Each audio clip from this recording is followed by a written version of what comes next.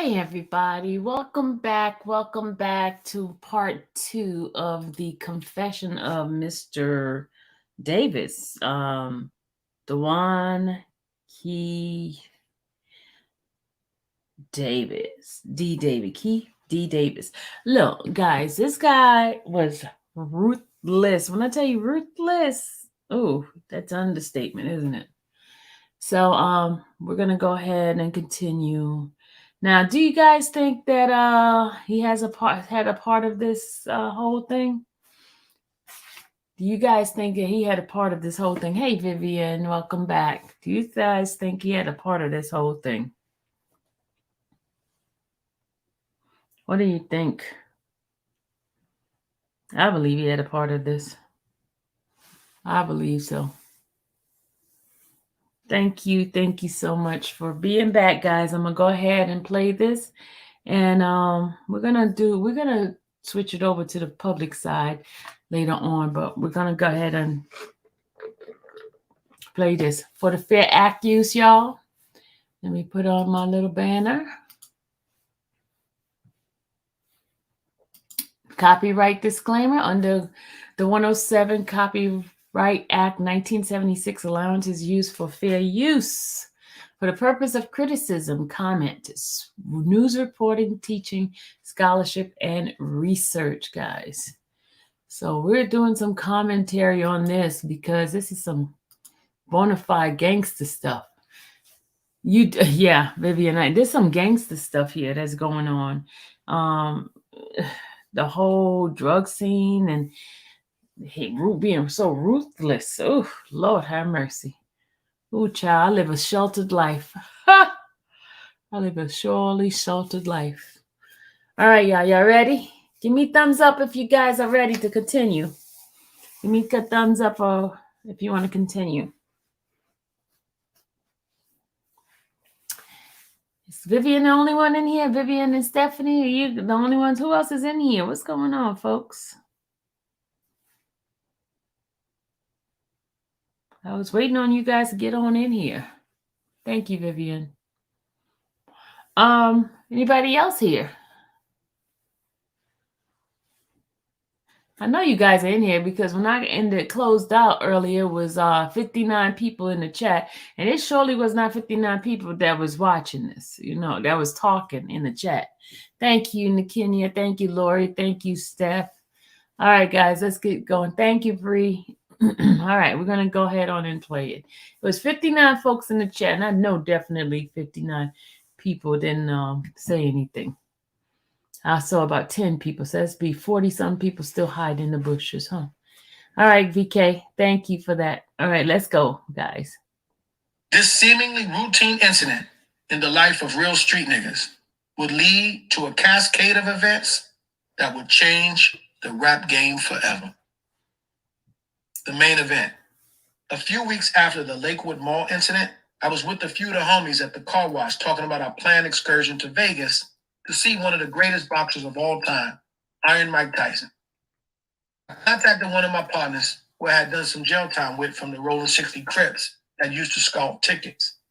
We placed an order for some tickets with him.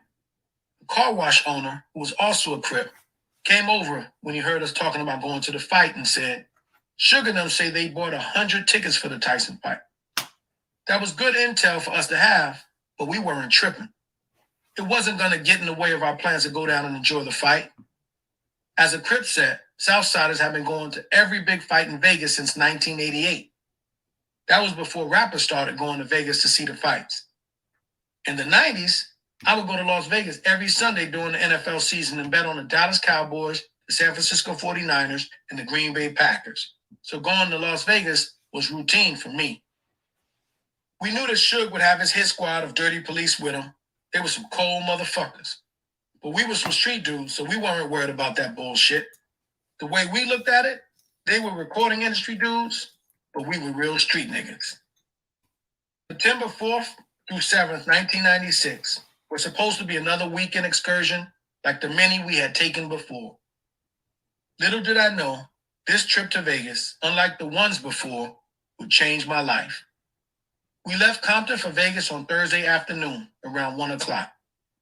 Everybody met up at my house and we split from there. Before we hit the road, we had to keep with our established tradition of going to Greenblatt's Deli and Fine Wine on Sunset to get some chilled bottles of champagne, just the way I like them. Even though Zip was from New York, he liked to roll with us when we went to Vegas for events. So he arranged to meet us at Greenblatt's. We purchased 2 cases of Taittinger Rosé at $150 per bottle. That Taittinger Rosé worked like Viagra for me. We also picked up a few bottles of Dom Perignon Rosé. Once we stocked up on our cold bottles, we were ready to hit the road. My wife Paula and I were driving in a rented beige 1993 Buick Regal.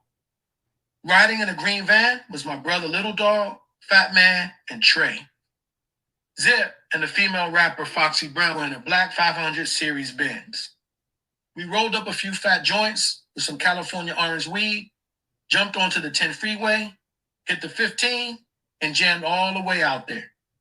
Frankie Beverly's Silky Smooth, Before I Let Go got us started, and we played hit after hit for the trip soundtrack. The Dramatics, Luther Vandross, Shaka Khan, the OJs, Anita Baker, the Isley Brothers. I wasn't a big fan of gangster rap since I was living that gangster life. They were rapping about what I did every day. Instead, we cruised to Vegas the whole trip, listening to nonstop classic R&B. We arrived at the newly opened Caesars Palace Resort and Casino around 5 p.m. It was a huge place with all the amenities you could think of and a massive casino floor, which was perfect since all of us loved to gamble. We laid our heads in the Caesars Palace, but for partying, kicking back, and meeting up, we would always get some rooms at the Carriage House. The Carriage House was about a block off the Strip, but it was cool because they had suites with kitchenettes where you could cook your food. The night we arrived at Caesars Palace, we laid back, popped a few bottles, went down to the casino, and started gambling big. We was betting $1,000 a roll, having a ball, doing what players do. I gave my wife $2,500, and she went out with a few of the ladies who had traveled down with us. When it was time to be with us, they were with us. But they did their separate girl stuff, shopping, gambling, and sitting by the pool. On Friday, my nephew Baby Lane and some of my little homies came down and kicked it with us. Baby Lane was about 6'3" with an athletic build. He was slim but muscular, a one-punch knockout master. He was a good dude with a big heart.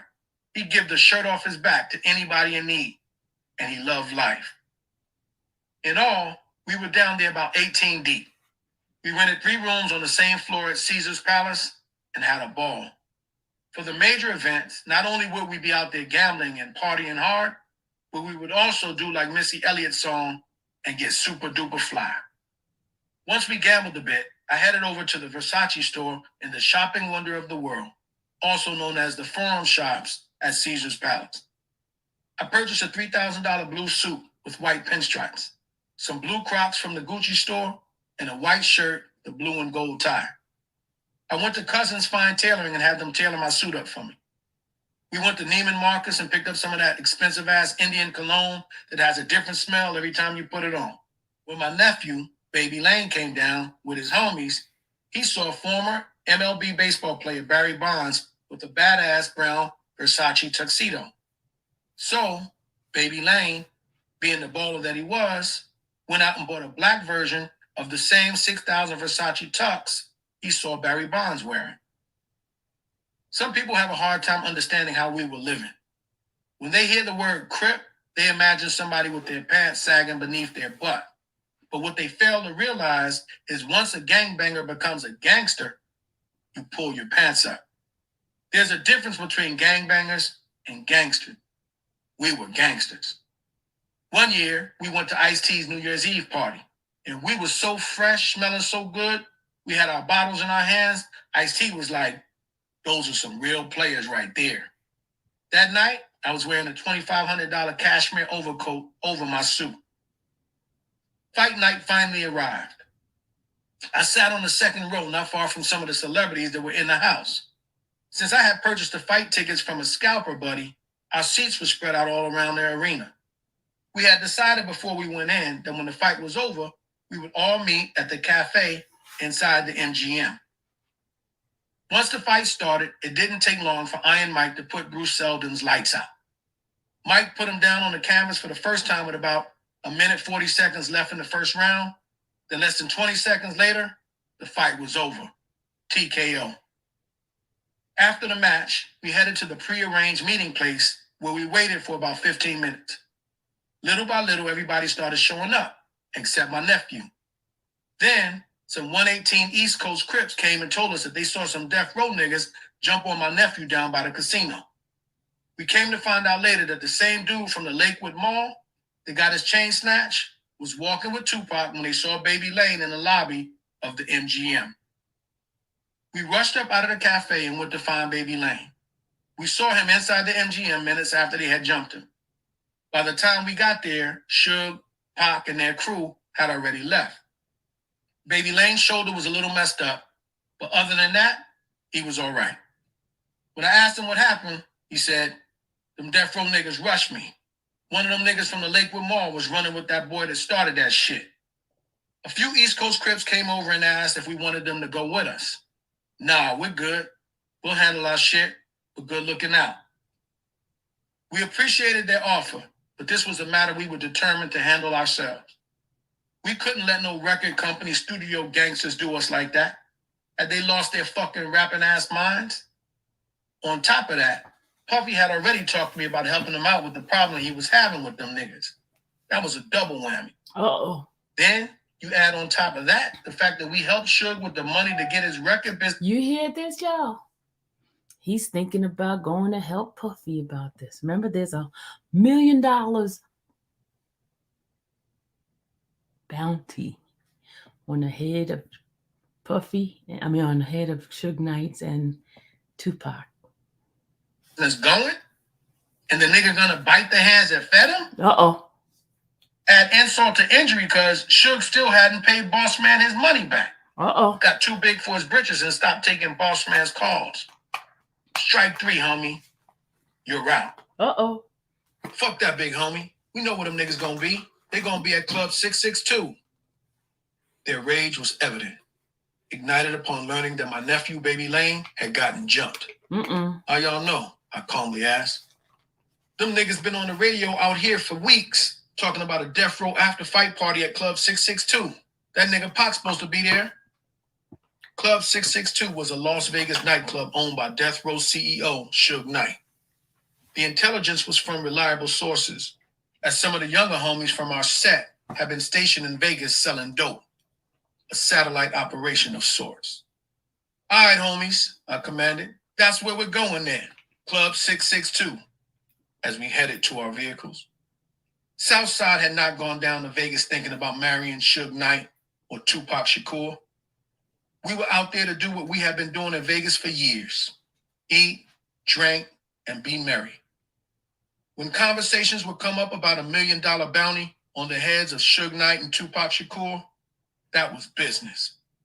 But after Tupac, Suge, and them death row niggas jumped on my nephew, Baby Lane, the shit became ominously personal. While we were waiting for the valet to bring out our cars, Zip seized the opportunity and called me over to his Benz. Zip was a big-time New York player, pimp, and hustler who used to come out to California to handle his business and kick it with us sometimes. As I walked up to the driver's side window, I noticed that the rapper Foxy Brown was in the car with Zip. So he instructed her to step out of the car and motioned for me to jump in. Zip had a hidden compartment that he opened up, reached in, and pulled a black 40 Glock out. He turned to me and said, "It's time to get the money." Zip handed me the 17-shot pistol, which I promptly put down the back waist of my pants. I hopped out of the car, held the door open for Foxy Brown to get back in, closed the door, and they pulled off. "Get in the car you came in. Let's roll," I shouted as our cars came out from the valet. We left immediately from the MGM parking lot and headed directly to Club 662. I was still appropriately dressed in my Ray Luca crime story suit, since there was about to be a real-life crime story. We pulled into the back parking lot of Club 662, where the talent and VIPs entered. In front of the club, there was a long line of excited, drunk people waiting to enter the club. I planned to confront Suge. Hey, nigga, why the fuck y'all jump on my nephew? The ironic thing is, I had just seen Suge in Vegas the night before the fight. He and members of his death row crew were rolling in their Rolls Royces. We greeted each other and everything. What's up, big dog? What's up? We were both major players in the same game. Suge had the music industry, I had the streets. We both had the same boss. If Suge and them niggas had a beef with something Southside had done, Suge could have said something to me when he saw me that night. Instead, Suge and his boys committed the ultimate disrespect when they kicked and beat down my nephew, Baby Lane, in a video broadcast on news stations seen around the world. In case my diplomatic approach to resolving the situation didn't work, we had 3 vehicles, 3 to 4 people in each, ready to burn their asses up. My crew was do or die. All my young homies had already been shot at least once, so their street experience turned them into some stone cold killers. They had the mentality of, it's either them or me, and it ain't gonna be me. With solemn faces, we waited in complete silence in the back parking lot of Club 662 for more than an hour. Inside our vehicles, nobody took a drink. There was no weed, no music, not a peep. We were as grave as a heart attack. The only thing audible was niggas breathing and tense, throbbing heartbeats. There was no need for words. We all understood why we were there. We waited for an hour and a half, which felt more like 4 hours. I decided for us to get the fuck out of there. I called the homies on their phones. They're taking too damn long. Let's get fucked up. Move out. One by one, the drivers started their engines and slowly crept out of the back parking lot. Lucky for them, they never showed up, because it would have been like Al Capone's Valentine's Day Massacre if they had. One thing about our crew, when it was time to handle business, we handled it with the best of them. And when it was time to have fun, we did that too. It's not that we were over what had happened to Baby Lane. It's just we couldn't control when them niggas were going to show up. Waiting so long was stopping us from doing what we had gone to Vegas to do in the first place. Have a good time. Our next destination was the Carriage House, a Las Vegas hotel where we had rented a few rooms as a kickback spot. On the way to the Carriage House, we stopped by the liquor barn to buy some bottles of Dom Perignon Rose, and Cristal. As we were driving to the liquor barn, it became evident that the guys in the van with me were worried that Suge would get some of his police hitmen to come back and try to kill us if we went after them. The police do hits for that nigga, one of them said. I remember thinking to myself, y'all shouldn't have jumped y'all punk asses in here if you're scared. Y'all know what we came here to do. C-Ray was one of my top salesmen and later became the first one to start snitching on niggas, was in the van with me, along with his cousin Trey and BMS Big Meech out of Detroit. As we were loading up to leave the liquor barn, I took advantage of the chance to get away from them scary niggas in the van. I jumped in the front passenger seat of the Cadillac because I knew the niggas in the caddy wasn't with that bullshit. I pulled out the Glock that Zip gave me and tossed it in the back seat. Bubble Up did the driving. Baby Lane and Freaky were riding in the back. After our pit stop at the liquor barn, we continued towards the Carriage House. As we were driving, the 2 vehicles that were with us got caught at the traffic light. We kept rolling. A few blocks down, we were sitting at the light, and who the fuck did we see? The Death Row Caravan hit the corner with Tupac hanging out of the window of a black luxury BMW waving to his fans. People on the streets were screaming, Tupac, Tupac, we love you, Tupac. In unison, all of our heads turned. There them motherfuckers go right there. If Pac had not been hanging out of the window, we would have never seen him. Buster you, Buster you. Bubble Up busted a U-turn and hit the gutter lane on their asses. As they sat in traffic, We slowly rolled past the long line of luxury cars they had in their caravan. We were on a mission, looking into each one, until we pulled up to the front vehicle and found who we were seeking. Like two rams locking horns, Sugar and I looked each other dead in the eye, our eyes locked. The terrified expression on Suge's face read, "Damn, them niggas." No words exchanged. The time for talking had passed. The shit was about to go down. The next few seconds all happened so quickly. The shit was on. Tupac made an erratic move and began to reach down beneath his seat. It was the first and only time in my life that I could relate to the police command, "Keep your hands where I can see them." Instead, Pac pulled out a strap, and that's when the fireworks started. One of my guys from the back seat grabbed a Glock and started busting back. The first shot skinned Suge in his head. I thought the motherfucker was dead. I heard stories that Suge supposedly used Tupac as a shield when the bullets started flying. But that's some bullshit. Suge was already wounded. He was the first one that got touched. As the rounds continued flying, I dug down so that I wouldn't get hit. When the shooting stopped, we boned out, and a white Chrysler Sebring full of young ladies was following us. Their window quickly got shot out, so they stopped. The interesting thing to me was, with all them rough-ass niggas they were supposed to have with them, none of them did a damn thing and tried to come after us. There were a lot of shots let off in both directions.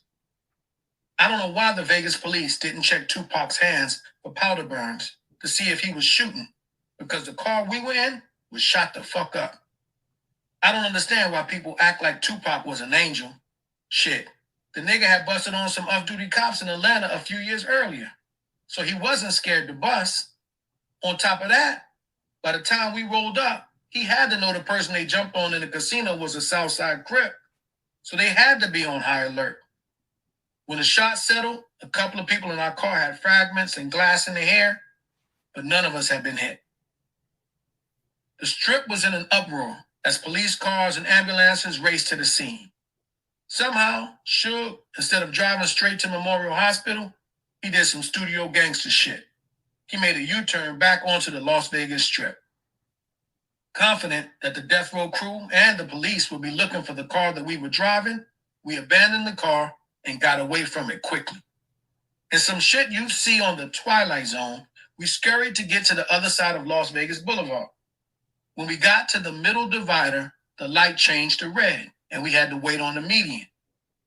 As we were standing on the median, waiting to cross Las Vegas Boulevard, two ambulances passed by right in front of where we were standing with their sirens blaring. The first ambulance passed by with Tupac in it and the medics working frantically to provide medical attention. A second one, not too far behind, had Suge in it. There we were, looking right into the ambulances transporting Tupac and Suge to Memorial Hospital. Everyone knows the rest of the story, as 6 days later, Tupac died as a result of his injuries. The moral of the story? Real gangsters are nothing to fuck with. It's a ruthless way of life, one that I've lived for the majority of my life. Some gangster rappers have glamorized and glorified the life like it's cool and something to strive for. They have a lot of people's minds twisted. The truth of the matter is, gangbanging and acting like a thug ain't no joke. These street wars taking place in urban communities around the country are as real as the wars that U.S. troops are engaged in around the world. In some cases, the streets' body counts are even higher. For us, Vegas was another day at the office. It may sound cold-hearted, but from a street perspective, the killings of Tupac Shakur and Biggie Smalls will be considered nothing more than collateral damage. As a result, the hip-hop world has lost two of its most talented and revered musical artists and icons. At this point in my life, I can say that I have a deep sense of remorse for what happened to Tupac. He was a talented artist with tons of potential to impact the world. I hate that Tupac's family, friends, and fans, especially his mother, Afeni Shakur, had to go through the pain of losing her son. It's terrible losing people like that. I know that pain too well. However, I stand firm on the point that Tupac, Suge Knight, and the rest of those niggas didn't have any business putting their hands on my beloved nephew, Baby Lane. Period. Them jumping on my nephew gave us the ultimate green light to do something to their ass. Whoa. Tupac chose the wrong game to play and the wrong niggas to play with. Suge and them should have done a better job of protecting that dude because they knew who the fuck we were and the kind of shit we were capable of. Tupac may not have known, but Suge and his peeps definitely knew. Tupac was a guppy that got swallowed up by some ferocious sharks. He shouldn't have ever got involved in that bullshit of trying to be a thug. Southside Crips earned some stripes on the collar from street niggas due to the Tupac shooting. But it generated too much attention and put us under a microscope by law enforcement that would not cease and eventually brought us down. It was a big time loss for everybody involved. Aftermath. When we made it back to the hotel, we popped our bottles and partied like it was any other night. Of course, someone suggested that we pour out a little for Tupac, which we did, and smoked our weed like we had planned to do in the first place. Instead of being with us, C-Ray was still out partying at the MGM Hotel Club. Someone from another Crip set pulled his coat. Nigga, you better get the fuck up out of here. You ain't heard what your homeboys just did? C-Ray left the club and came over to the carriage house once he found out something went down. What happened, y'all? Nigga, we don't know nothing, I was thinking. We know you're gonna snitch, nigga. And I was right. That nigga eventually did snitch. After partying most of the night in Vegas, we left the next morning. We rolled by and scooped up the Cadillac from where we had ditched it the night before. The night of the shooting, the gun was placed on one of the tires of the Cadillac. But when we went back for the car the next morning, the gun wasn't there. We jumped on the freeway and headed back home to Compton. I rode back with my wife and nephew in the same rental car. One of the homies drove the caddy, and we were following on their tail the whole time. At one point, when we got around the rest area in Barstow, a white San Bernardino sheriff car followed us for about 10 miles before turning off. During the drive home, I laced Baby Lane with the game. Don't tell nobody what happened. Not even your mama. Don't say a motherfucking thing. Sure enough, when we made it home, the streets were spooked. All right. Thank you, Stephanie, for the Cash App. I got to play the music, y'all. Money, so much money.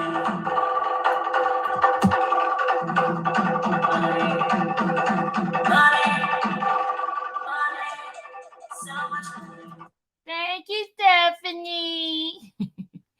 Thank you for helping me to keep in between noise. Thank you. Inquiring minds wanted to know, what happened in Vegas? Nothing was our only reply. Once we got back to Compton, the caddy sat for a couple of days. Then we took it to the paint shop to be painted and cleaned out before returning it to the rental car place. By then, it was too late for any forensics to be accurate and reliable. The Sunday we returned was one busy day. When we got home, we watched some of the news reports. My uncle, who was a stone-hard gangster, came over early that morning with the newspaper and some coffee. I was in my back house, and he stormed in. Nephew, this nigga done told on 2 niggas at one time. Who? Man, you read this shit Suge said in this article? He read part of the article out loud. Keefe D's nephew. My uncle concluded, if that ain't dry snitching, I don't know what is. He's trying to take down 2 motherfuckers at the same time. With that first newspaper article, Suge was essentially telling on Baby Lane and me. Suge could have said my little brother's nephew, but instead he used my name, Keefe D's nephew. I've seen Suge a few times once I got out of the pen. The first time was when the Lakers were playing the New Jersey Nets, and my older brother had bought some tickets. The halfway house I was staying at permitted me to go with my brother to the game. While I was there getting hot dogs, I saw Suge with 3 or 4 white guys and 3 brothers. When the motherfucker saw me, he looked like he was scared straight. He came over to where I was. What's up, homie? I'm glad you stayed strong for me, man. All them niggas from my neighborhood, I wanted to say, You the first one, bitch. I started to hate watching MTV during that time because it seemed like every hour on the hour, MTV would report. Rapper Tupac Shakur is in critical condition. Reports indicate that Crips out of California, Keefe D's nephew. I was like, God damn, why they keep using my name? That fucked me up when some of the early reports were using my name. That information had to come from Suge, since he was the only one who could have known. That same day, my new Colombian plug, JC's little brother, called. He was usually really laid back, but this time there was urgency in his voice. Meet me at the Chevron over at El Segundo in Sepulveda, he said. When I pulled into the gas station, he walked up to my car, faster than usual, with this scared look on his face, and asked, "Man, was that y'all?" "Yeah." "Come on, homie. You're supposed to be smarter than that. We have a multi-million-dollar business. You're tripping." His words of disappointment were piercing, mainly because he was right. I was tripping. I did the same dumbass shit I said Suge shouldn't have been doing. I had risen out of gangbanging and elevated to the level where I was running a multi-million-dollar business. Suge did his with the record company. I did mine illegally in the streets. Little JC continued, "I'm out of here. I'm not going down with y'all. Y'all are going to jail." He was a smart dude, and the next day, he was on an airplane on his way back to Colombia. At the time little JC left, I was balling, getting 300 kilos a month from him at $10,000 a piece, selling them locally for $13,000 to $14,000, and selling them out of town for $25,000.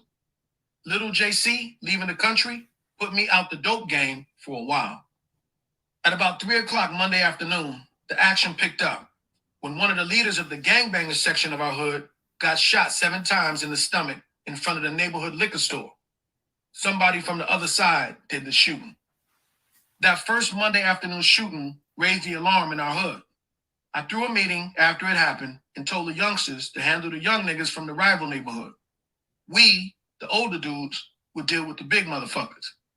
After that, a brutal month-long gang war broke out between our two factions. Them young niggas from our set went crazy on the Bloods. Their side lost about 6 people, and we lost 1. We had a couple of homies get wounded. Suge's hands weren't clean. He participated in beating the shit out of my nephew, so we went after Suge after the war broke out too. Suge spared his own life by not staying at his spot in the valley. Once the war broke out, he left and stayed out of town for a while. I know because we were on his bumper. He was unaware that we were staking out his house. We had a little hideaway spot out in Studio City, and we were going out there every night looking for them niggas. We knew where he lived because we had people who worked with the phone company, with the DMV, and females who worked at the courthouse. So it was easy for us to get an address. Wow. Southside had homies who were Samoan, Mexican, and white. We were not just blacks. My next door neighbors were 2 white boys, gangsters that would blow the noodles out your head. We had one of the white boys dressed up in a UPS uniform. Queen, you're right. He is a dummy. He tell everything is being told right now, y'all. He's going down. He's going to jail. He's going to get a death penalty. He's going to get everything, y'all. Everything is right here. The dummy told on himself. He told everything. He's a big dummy. I guess he's dying of cancer anyway, so he doesn't care. He's dying of cancer, according to him, so he doesn't care. Maybe that's what his confession before he dies. Okay, go. You go ahead and play. Knocking at the door of Suge's studio. We gave another white boy a buzz cut and dressed him up so that he looked like a cop. If Suge had answered that door, his ass was ours. By 4 p.m., the soldiers was on my street, strapped up and ready to begin our search and destroy mission. By 4:10 p.m., Reggie Wright Sr., who was the captain of the 4 o'clock shift for the Compton Police Department, was at my house. I guess he finished his orientation with his officers real quick. Then that nigga must have jumped in his squad car and came straight over to my house. His son, Reggie Wright Jr., was the head of death row security.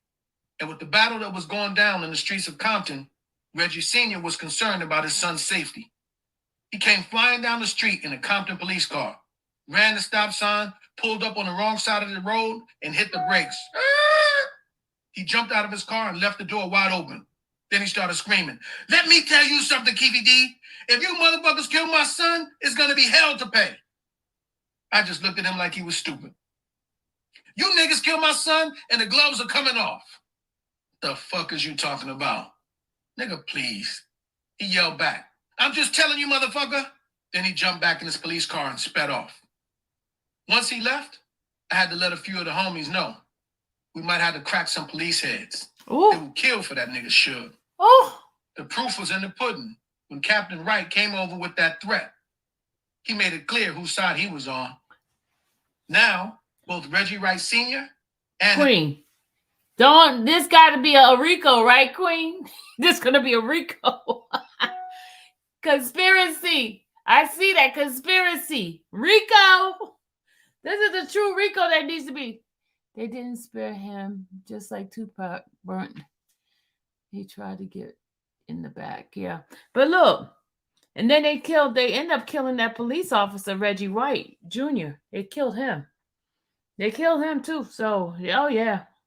Hold on. This fool wrote a book about it. Oh my God. Son, Reggie Jr., have been charged with federal drug trafficking and money laundering charges. Them niggas have been dirty for years, and it finally caught up with them. About an hour later, some of Compton's dirtiest, Sergeant Reynolds and his crew, came and raided our houses. During the 92 riots, there was a Crip set that broke into an Army surplus store and took all of their guns. They sold me 2 crates of guns for $3,600 per crate. There were 90 guns in each crate. Max, Glocks, AK-47s. We put in a lot of work with those guns. My homies used them motherfuckers up, wearing people's ass out. During the raids, they took a large amount of our guns, attempting to leave us butt naked. I sent word with Zip to tell Puffy to send us some cash so we could get us some more guns. Oh. But that never happened. Luckily, because of my Colombian connection, we had a new crate of firearms the next fucking day. The streets were hot.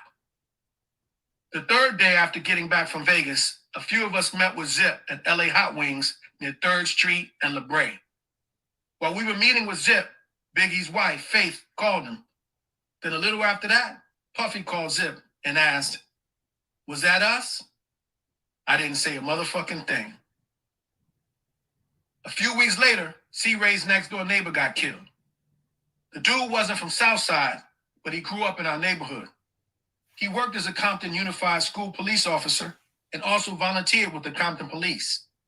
The guy was on his way to work and to drop his daughter off at school. He put his daughter in the car, and when he walked around to get in the vehicle, a red car came around the corner. They shot him 35 times with an AK-47. That hit was meant for C-Ray, but they got the wrong person. After that failed hit, C-Ray decided to start working with the police and became a confidential informant. One day, I was over in the Jordan Downs projects chilling, and C-Ray came over and said, "Keefe D, Suge got a hit out on you, me, and Little Dog." I could hear the nervousness in his voice. "Me, you, and Little Dog?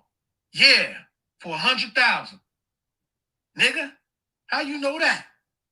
"I'm just telling you, dog." C-Ray pissed me off with what he said, so I told him, "Wherever you got that shit from, you tell that nigga that I'll hit Suge for free, motherfucker. Wouldn't cost a dime to hit his punk ass." Those niggas knew I wasn't any joke. I'm from the streets for real. Them niggas were with that record company shit. We were crippin' for real. We were not faking. Meanwhile, I was wondering, where did C-Ray get that information? The FBI came and raided our houses 2 days later and threw everybody in jail. Again, I just missed getting caught.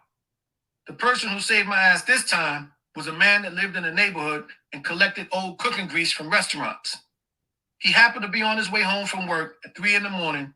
and saw loads of FBI and police setting up at the Winchell's Donut Shop in our neighborhood. He came and knocked on my door. "Keefe D, I don't know what the fuck is going on. There's a whole lot of police, buses, and news people at the Winchell's Donut Shop." "You bullshitting." I could tell from his facial expression that he was serious. Hold on. I ran and grabbed my shit, put on some clothes, and jumped in the truck with him. He took me to the Metro rail station, and I caught the Metro rail to Watts and disappeared into the projects. I watched the shit on the news in the morning. They came and raided my house, but I got up out of there about 5 minutes before they arrived. Lucky for me, the grease man saw their asses. Otherwise, I would have been caught up in that raid. Around 7 in the morning, about 1 week after Vegas, boss man's auntie came and knocked on my door. My nephew wants you to be at my house at 7 o'clock tonight so he can talk to you. I went around there and talked to boss man, and he told me, man, your boy C-Ray wants me to get in contact with Big CEO. He wants you to get in contact with Big CEO? I repeated what I heard to make sure I had it right. Yeah. What that nigga doing?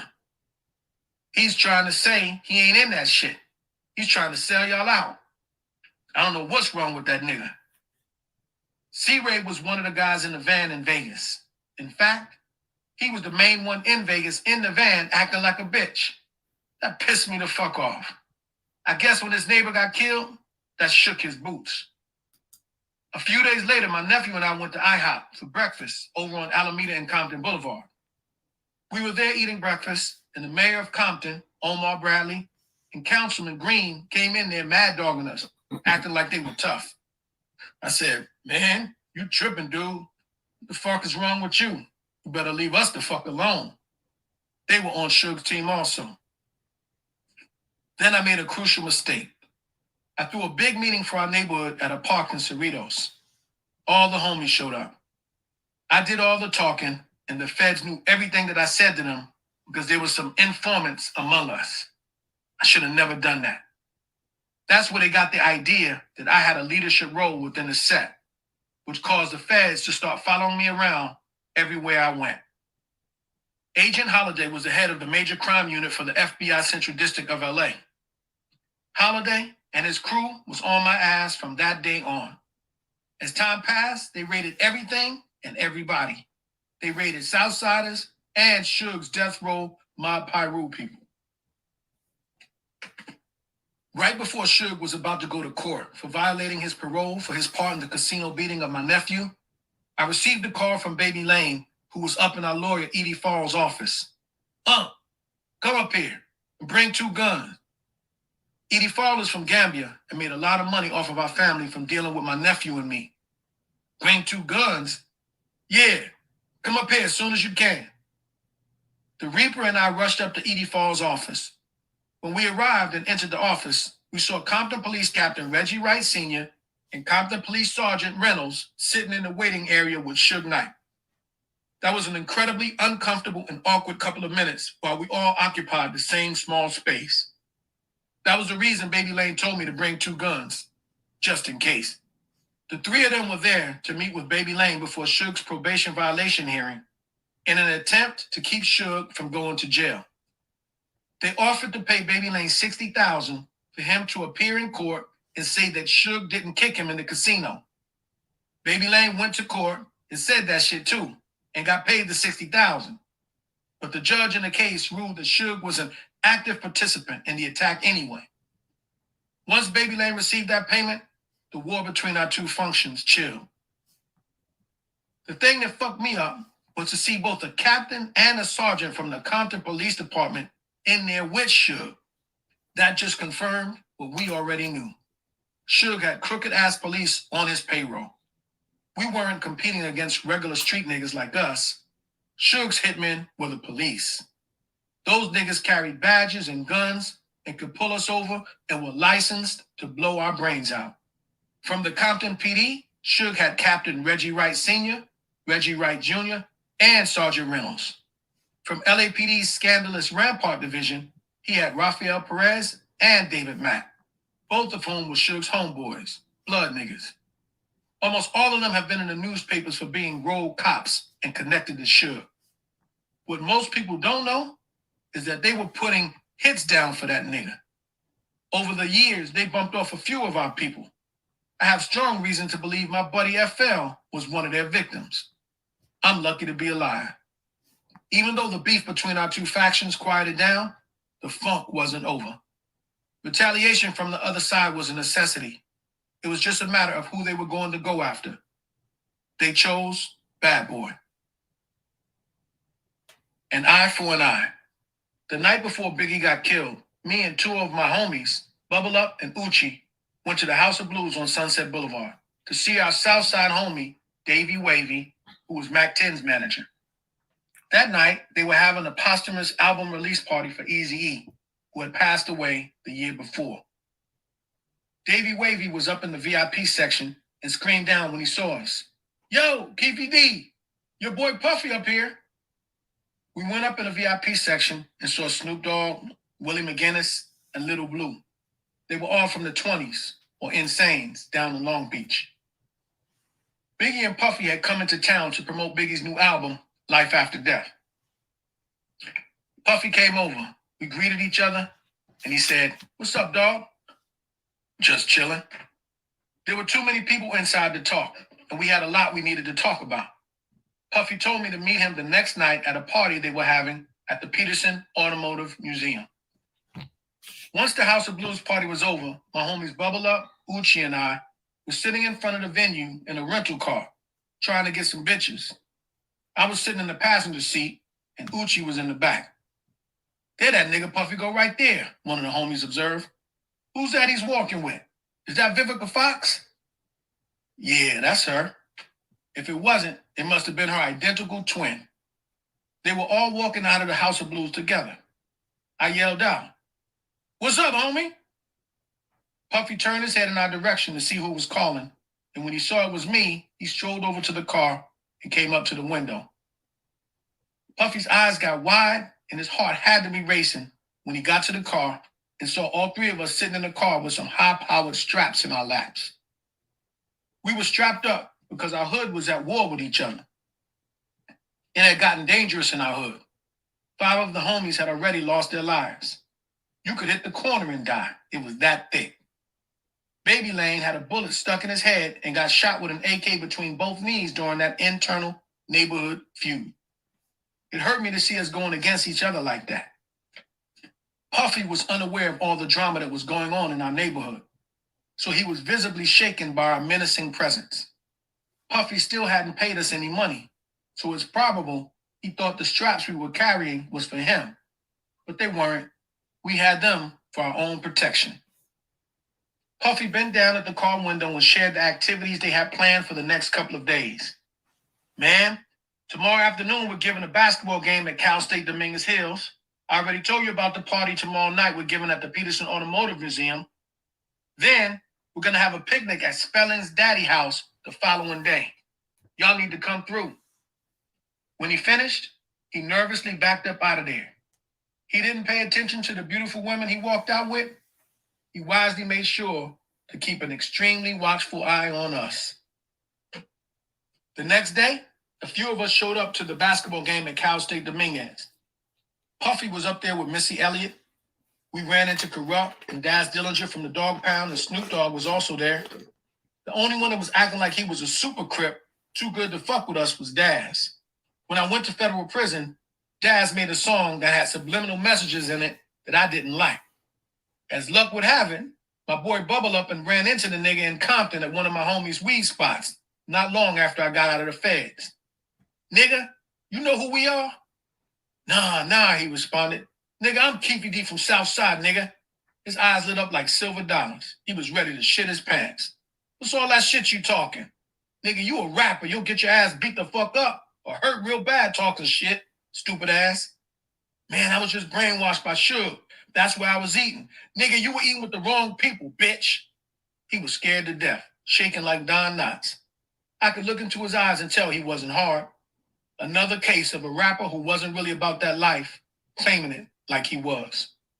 After the basketball game, we arranged to meet Zip at the bar next to the rooftop pool of the Hyatt Hotel on Sunset Boulevard. When we arrived, Zip was already up there with Keyshawn Johnson, the wide receiver for the New York Jets. We met them at the hotel, got fresh, then headed out to the Peterson Museum. There was about 15 Southsiders in the party that night, having us some fun. Puffy and Biggie were both sitting on thrones and wearing black bebop hats, surrounded by buckets of bottles. They were doing it big by then. We had been at the party for about 15 minutes when my phone rang. What up? It was my people from Grape Street. What up, big dog? We down here out front trying to get in. How many you got with you? Hold up. There's 9 of us. All right, hold tight. Let me see what I can do. I told one of the bad boy bodyguards we needed 9 more tickets, but he was only able to get us 6. When the 6 dudes from Grape Street came in, one of them came over and told me, them blood niggas are out there. They deep? I asked. Not as deep as us. I decided to go back outside to see if I could get the 3 other dudes from Grape Street who were still waiting outside. When I got down there, just like the homie stated, I saw DJ Quick, Theo, the Asian on-air radio personality that used to work for the radio station The Beat, and they were out there with about 8 other blood niggas that I recognized. Somebody must have told Puffy that we were in the building because he came over to where we were and whispered, man, the FBI is in the building. They've been following me ever since I've been out here. I don't want y'all catching my heat, so stand down. There was no way I was going to talk to him about anything serious after he told me that. Puffy handed me 2 bottles of Dom P and 1 bottle of Cristal and said, y'all have a good time. As Puffy started to turn and walk away, I motioned for Puffy to come in. No, Pumpkin, no. The guy that got paid was the guy that they beat up. That's who got paid. The guy they beat up, not the guy that shot him, because he wasn't even there with the shooting. Lane is the one they paid. And I told him, y'all be careful. Them blood niggas are in here. In particular, there were 2 broads from Death Row that were inside that party that should not have been in there. Their only purpose in that party was to set Puffy and Biggie up. I saw it coming, but the bad boy crew couldn't see it. Puffy told me that the FBI had been following them around, so I guess he thought they were going to be protected by them motherfuckers. After Puffy gave us the bottles, we went to one of the corners of the room and threw our own little party. Once we started burning that Cali weed, people began gravitating over to where we were. Janet Jackson, Aaliyah, all kinds of people came over to where we were because they could smell that weed. Ricky Bell from Belle Biv DeVoe followed us around the whole night like he was from Southside. We had a ball that night. Every superstar football player you can name was at that motherfucker. It was the baddest party I've ever been to in my life. And we were up in there looking fly. People couldn't look at us and tell we were Crips because we didn't dress like the stereotypical street thugs. I would buy expensive suits, crocodile shoes, all kinds of fly shit. I might fly to New York to have dinner, and on my way back to LA, stop in Cleveland to check on my money.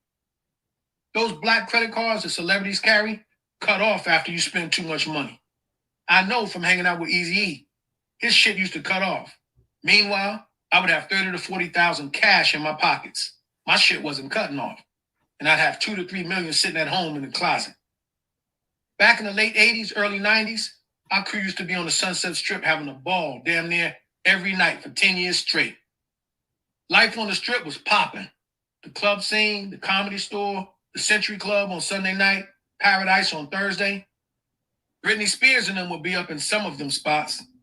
I believe that if the Kardashian sisters, Kim, Courtney, and Khloe, and Paris Hilton and them were on the Sunset Strip back in the day when we were balling, them bitches would have been with us because we knew how to ball.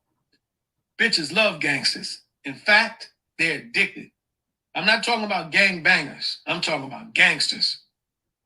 I would drink Remy Martin XO in the daytime and Louis the 13th, which back then was $1,300 a bottle, at night. I had a connect that would bring me cases of it at a discount. I remember one day my wife drunk up my Louis and put some VSOP in the bottle. You're supposed to drink Louis the 13th warm. So I poured a little out and put it in the microwave for 30 seconds so it would go down nice and smooth. After I warmed it up and started drinking it with my little pinky out, she said, "Nigga, you drinking VSOP." One thing I never did get involved with was trying to supply none of them celebrities that used to be on the Strip partying. You'd go to jail quick fucking with them. That Sunset shit would get your ass hot with the feds. They'd be up in those clubs. Plus, I was bigger than that. I was selling kilos. I didn't even touch shit. I'd go do the negotiations at the breakfast table, but I never touched shit once the negotiations were done. I wait on the money to come in. Okay, hold on. Pumpkin, it says here that Orlando is not the suspect of the shooting because he was already beat up right before they went and got shook. He was hurting. He might have been in the car, but he's not the one that actually did the shooting according to this thing here. It said originally he was a suspect, but it wasn't. It said he was bragging, circulating, and he bragged about the shooting, but he's not the one who did it. Okay, hold on. Didn't even talk to me. That's my in-between chat. Because I have to say something in between. Okay, hold on. My crew had me protected. Before long, the fire marshals came and closed the motherfucker down because there were too many people inside. The valet started bringing people their cars. We were still standing there waiting for our vehicles, and Biggie came up first. He saw us and rolled down his window. Man, we at the Beverly Hilton. Yeah, Kia, he got killed. He was 23 years old. I'll come up there with some of that California weed, big dog. Biggie was a cool brother, and he liked smoking that California orange weed. Then Puff came up. We gave each other dap, and he said, "Don't forget, tomorrow we're giving that barbecue at Aaron Spelling's house on Doheny Drive." Biggie pulled off first, and Puff pulled off right behind him and made a right turn. About 3 or 4 minutes later, somebody came running back in our direction, screaming, "They shot Biggie! They shot Biggie!" I didn't hear any shots because we were under the parking structure. Then my boy Uchi came running back up in there. "Yo, they just smoked Biggie." "What?" "Yeah, they just killed Biggie." Fuck. Biggie was dead 10 minutes later. Officers from LAPD came and started escorting people out of there. Not long after Biggie's killing, rumors started swirling that Southside had killed Biggie. That's when Puffy began distancing himself from us. He was likely scared to death, thinking we were going to go after him next. The big squeeze. A few days after the Biggie shooting, Suge's boys, led by Sergeant Crooked Ass Reynolds, pulled my nephew Baby Lane over and said, "You motherfuckers done killed Biggie too, because they didn't pay you the money for Tupac." Reynolds had part of the story right. We hadn't been paid yet, but he was completely wrong about us killing Biggie. That was some bullshit. Why would Southside kill Biggie? We used to hang, smoke, and break bread with the nigga. The crooked cops from Compton, Suge's boys, were the ones that started the rumors and put the idea in the heads of the police higher-ups downtown that Southside was responsible for killing Biggie, to distract and deflect the heat up off of their asses, because they know their side did that shit. They were cops, but they were trying to be Bloods at the same time, moonlighting as part of Suge's hit squad.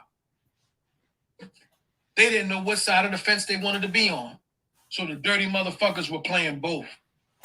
It was a wickedly wise move on their part to make it look like it was me on both of them. If I was getting pressure, I could only imagine the pressure Suge and Puffy were getting. It made sense. With all of the attention on me, they wouldn't be looking at Puffy or Suge. They were like, "We got to get this off of us. Let's put it all on Keefe." You're right. About a month after Biggie's killing, the police raided my house and impounded my SS Impala and alleged that it was the car used in the Biggie murder. There were reports that the vehicle used in the Biggie shooting was a dark-colored Impala, and I did have a dark-colored Impala, but I didn't even drive the thing. Every week when I would receive a shipment of kilos, I would rent another vehicle to keep the feds off of me. The night Biggie got killed, I was in a rental car. My Impala sat in my backyard. They did all kinds of forensic tests on my Impala, and it all came back clean. About 3 weeks later, the FBI raided a whole bunch of our houses and took all of our guns. Sergeant Reynolds' punk ass came to my house with the FBI and told my wife, "You know, you can get a $250,000 reward for information leading to Keefe D's arrest." Before he took off, he said, "Tell Keefe D he can turn himself into me." Nigga, so you can blow my head off? I would never turn myself into that punk motherfucker. My problems with Sergeant Reynolds went all the way back to when I got out of Tracy in 1990. My brother had been gunned down in the streets by some Bloods. January 23rd, 1990 is when we buried him. That night, after the funeral, we went to a spot called the Red Onion to celebrate his life. Sergeant Reynolds was in the club drinking. He was a cop, so he didn't have any business in there dealing with gangsters. Reynolds had a few broads that he was buying drinks for. Then the broad that he had eyes for ended up leaving the club with Keefe D that night. I could sense the jealousy he had in his heart from that night on. It just so happened that he ended up being a player on Suge's team. Suge bought Reynolds a red Acura Legend. In fact, Suge bought all the police he had working for him red cars. I had zero trust in dealing with Compton police in general, and definitely not Sergeant Reynolds. During this chaotic period, on top of everything else that was going on, my wife's father died. So we went to Austin, Texas to bury him. Her family still had their 40 acres and a mule. They had a church on their property and everything. While the funeral was going on, my Colombian boy called me. I have the chickens ready. I arranged to have one of my lieutenants, an older gentleman named Cy, to go pick them up. I stayed in Texas for a few more days. Then on Tuesday morning, the Colombian called again. Where you at? I'm still out here in Texas. Come on home and take care of your business. All right, I'll be there tomorrow. I flew home the next day and made plans to dispatch the kilos. I was going to send my boy Feet, who was positioned in another city, 60 keys, and my brother 75 keys. Everybody had the same instructions to let me know when the kilos arrived at their destination. I didn't have anyone reliable to deliver Feet's kilos, so he suggested, my uncle will take them. Cool. I gave Feet's uncle the 60 kilos to transport, but the nigga didn't leave immediately with them. Everybody else called back by Thursday, telling me that they had landed. I kept calling Feet, but he didn't answer. I had my boy Bubble Up pass by Feet's house, and he called to tell me, man, that mobile home is still in the driveway. We had removed the inside of the mobile home and take the kilos inside. You bullshitting. I swear, Bubble Up responded. The next evening, about 6 p.m., Feet called me. Man, they done pulled over the mobile home. Where y'all at? Central Ave and the 91 freeway. I jumped in my ride and drove by Central and the 91. As I was about to exit the freeway, I could see that Compton PD and DEA agents had the mobile home pulled over to the side of the road. Come to find out, it was Compton Police Sergeant Reynolds who had pulled over the kilos. Money wasn't an issue for me before they busted my 60 kilos. But the police were weakening us by hitting us from all sides. We were fighting against a double-edged sword. The battle with the street niggas was on and expected, but more devastating was the dirty cops we were up against. The police were taking our shit, so Puffy needed to bring the money. We were still waiting to get our paycheck. That's when I sent Puffy a few messages through people that could get to the nigga. Nigga, send us 10,000. We need guns. The police are crippling us by taking our shit. The big squeeze was on. Since the drug bust of the mobile home was on all of the news channels, the Colombian plug called me later that night. Was that us in Compton? Nah, we good. The Colombian must have had a tingly feeling because at 7 a.m. the next morning, I heard someone knocking on my back door. I looked out the peephole, and it was him. I opened the door, and before I could say anything, he asked, that was us, huh? Yeah, dawg. Damn, what are we gonna do? We sat there and came up with a plan. We added up all the figures, how much we lost, and how much we would need to make to get it back. We figured we would need to sell 126 kilos so that neither of us would have to pay anything out of our pockets. I'm going to get us 126 more, he said. 2 weeks went by, and the Colombian called me. Man, I have the kilos. I went and met him for breakfast, picked up the El Camino, and called my boy C-Ray. Man, it's going down today. Figure out a spot where we can make this happen. C-Ray had a client named George and his wife out here from Cleveland. We can go to my cousin's house out in Corona, C-Ray suggested. Cool, set it up. I had 2 older dudes drive the El Camino with the kilos. My cousin and this guy named Taco were in the van with the out-of-towners. We intentionally got on the 91 freeway about 5 o'clock during the height of commuter traffic hours. When we got by Cerritos, a white man pulled up and started waving at us with this big old smile on his face. The cocksucker's dick was so hard because he wanted us so bad that he blew their little operation. Otherwise, they would have had us. C-Ray and I looked at the white man, then looked at each other, and at about the same time said, "That's 5-0. We pulled off the freeway and waited about 5 minutes. We were in a hot, brand new Z28 SS Camaro. We got back on the freeway to catch up with the others. By that time, there were about 5 more cars on the freeway, just like the one the Fed was in that pulled up beside us. I couldn't lose the load because I had just lost the 60 kilos 2 weeks prior. Not being overly dramatic, but my life and my family's life was on the line. I had to do some fast thinking. We pulled up on the side of the El Camino and yelled out the window, "Don't turn your head, don't turn your head. Go home, go home." The driver of the El Camino got our message, pulled off the freeway, and went back home. I asked C-Ray, "Where's a spot in Riverside we could meet?" "That little Comfort Inn on La Sierra." We pulled up beside the van and yelled out the window to them, "Y'all go to the Comfort Inn on La Sierra. Just wait there until further notice." C-Ray and I sped off. A mile or so down the road, I pulled off to the side of the freeway, raised the hood like our car was having mechanical difficulties, and we saw about 20 cars and 3 or 4 motorcycles following the van, ready to take our asses down. They would not let that van out of their sight. I had to make sure the 126 kilos was safe, so we jumped off the freeway and went on the other side to chase down the El Camino. When we caught up with them, I told them to park the El Camino by my brother's house. C-Ray and I went on to one of our safe houses. I left the people in the van waiting for about 4 hours. As long as the kilos were safe, I was cool with that. The dudes from out of town called. "What's going on?" "Man, there's a change of plans. It ain't going down today. Y'all come on back." "Where y'all at?" "At the safe house." A few hours later, they showed up at the safe house. When they arrived, I said, "Man, we had to change plans. We're going to try it another day."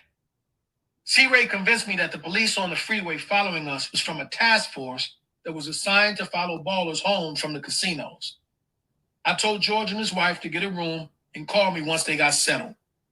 A few hours later, George paged me. And when I looked at the number, I recognized that it was from the Holiday Inn on Vermont Avenue and 190th. I knew the number because I used to rent rooms there a lot myself. Instead of calling them back, we drove up there. When we hit the parking lot, I saw the same undercover Fed cars that were following us on the freeway parked right next to the van. I couldn't understand that for anything in the world. I didn't say anything. I just looked at C-Ray, and he had a deer in the headlights look. I asked him, "You've been up here for the last 2 weeks entertaining these niggas, taking them to the mall, clubs, eating. You done took this nigga everywhere. The feds didn't run in the room on you?" "No, dog." I just looked at him like, "Nigga, I know what's up." They had apparently gotten into some trouble with the police, but they didn't tell me. If I had gone into that hotel room, I would have probably been walking into a room with a 2-way door and mirror, and they would have run in on us. I know they had gotten into some trouble and started talking to the police. That's why the white dude's dick was so hard on the freeway. We had a safe house out of town, so with all the heat that was on us, I flew out immediately and stayed there for 3 to 4 weeks. I was catching all that heat behind a jealous-ass, punk-ass cop, Sergeant Reynolds. The feds were on me so hard, I told the Colombian that I needed to take a break for 4 to 5 months. I gave him back the 126 kilos he had given me. I had 700,000 saved up, plus the profit I was going to make off of the other 240 kilos I had out on the streets. The money from the 240 kilos came back, and it took me another 2 to 3 weeks to give him the 700,000, all in $100 bills. Then I took a break for 5 months. In 2007, I ran into Puffy's former stylist and Howard University roommate, D-Mac. He told me that Puffy's homeboy, Zip, got the money from Puffy that he was supposed to pay us. Allegedly, that's how Zip bought the New York nightclub he owned and started his clothing line. We'll never know, since dead men tell no tales. What I do know is we never got a dime from the nigga Puffy. Fucking around with him turned me into adversaries with Suge and the crooked cops he had on his team, which cost me severely financially. Takedown. A federal inmate from Metropolitan Detention Center. When I heard that shit, I knew something terrible had gone down. I accepted the call and heard my brother Little Dog's voice. That dude, Pat Bernard, set me up to get busted. The anger in his voice, unmistakable. Man, how you know? They told me. That motherfucker. Pat Bernard was a youngster I used to work with who helped me to supply the PCP I'd send to Richie Rich and Zip in New York. I met Pat Bernard one night in the early 90s. The Southside Lowrider Club was coasting down Crenshaw Boulevard with about 35 cars. We saw this youngster pulled over to the side of the road with his car hood up. We decided to stop and help him out. Once we started talking, he seemed like a pretty cool youngster, and he asked me about the business. I gave him a number to call so we could talk some more. Eventually, Pat Bernard started buying half a kilo from me on a daily basis. One day he came to buy from me while I was receiving a load of kilos from my Colombian plug. That was a big mistake because he got a chance to see my Colombian plug. That day, I decided to cut down on the number of transactions with him. I told him, keep your money, and gave him 5 kilos so he could come back and see me weekly instead of daily. Pat Bernard was a regular customer of mine for a few years until he went to Minnesota and got caught with 9 kilos of crack. To get out of his legal troubles, the nigga used every little piece of information he had. He told the Minnesota police and the FBI about my brother Little Dog, who had been on the run from the U.S. Marshals for 3.5 years. He told them about my business. He has a Colombian connection. But the most damaging thing he told law enforcement was that he knew who killed Tupac and Biggie, and the suckers bit. Soon after that, Pat Bernard started working as an informant with the Major Task Force. Early one morning when Pat Bernard returned from Minnesota, but unknown to me and the homies, now he was a fully employed confidential informant for the feds. Pat Bernard went over to the projects and saw my brother. Hey, little dog, I need 2 kilos. My brother had to pick up his kids and my son from school that day. So little dog pulled up in the project's parking lot at about 3 o'clock that afternoon. My brother showed up but didn't bring the kilos with him because he wanted to make sure everything was for real. Once he pulled up in the projects, the U.S. Marshals and FBI vans surrounded his car and ran out from everywhere with their guns drawn. Get out of the car! Get out of the car! As I pulled up in the projects to meet Little Dog, I saw all those police out there and was like, oh, fuck. When my brother called me that night, he informed me that the police had told him about Pat Bernard. About 3 weeks later, the Major Crime Unit, led by Special Agent in Charge Ted. Thank you, Lady Coltrane. Money,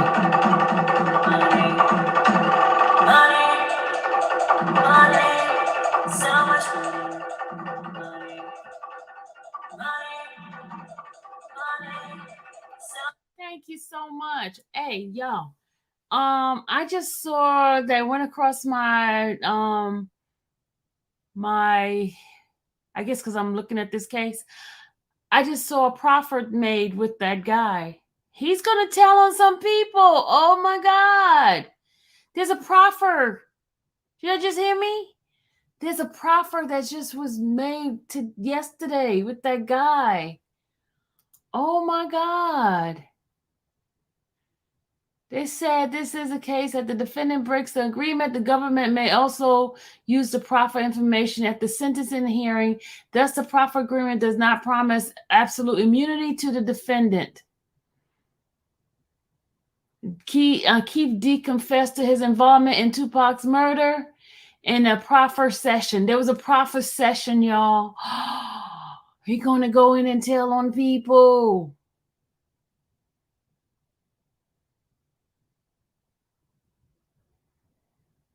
But there was an agreement before, back in 2000, look, it says 2019.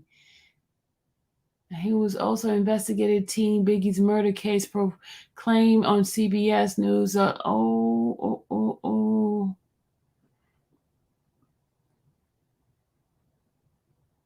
Oh, Vlad, as it says, American journalist DJ Vlad revealed in a recent sit down with Bomb's #1 podcast that the police sent him multiple email and called him several times regarding his interview footage with Keefe D. So they contact Vlad for the information, y'all.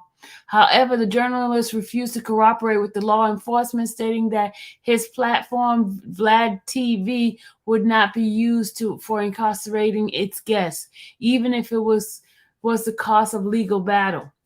There are multiple speculation that what the grand jury expects to achieve from Keefe uncut interview footage. However, DJ Vlad asserted that most of the entirety of the video recording have already been made public, so it leaves little room to hide any evidence for the prosecution. However, a question remained nonetheless that Keefe D potential conviction. Critics argue that the substantial evidence is not found against Keefe.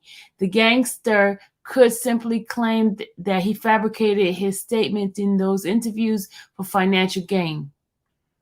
Oh, wow. Okay, let me go back. All right, so sorry, I had to do a little cut in for a minute.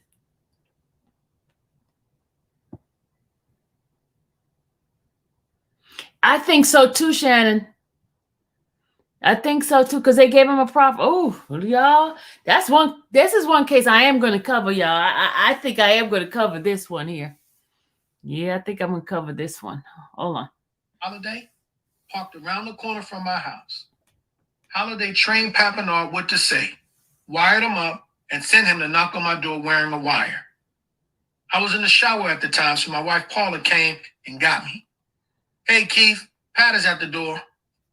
I thought it was my little homeboy from the hood named Pat. I got out of the shower, dried off, put my boxers on, and went to the door. Nigga, if you don't get your punk ass away from my motherfucking door, I'm gonna do something to your bitch ass. I know you're working with the police. Get your bitch ass out of here, nigga. Their plan was for him to come set me up. But when they heard my reaction, they saw that I wasn't playing with the son of a bitch. So they had to change course. Hell no. We're gonna get this man killed. Pat Bernard left my house and went around the corner where C-Ray and my cousin GB were getting their cars washed. Pulled up and said to them, hey, Keefe D thinks I'm snitching. My cousin GB said, man, I ain't seen no paperwork.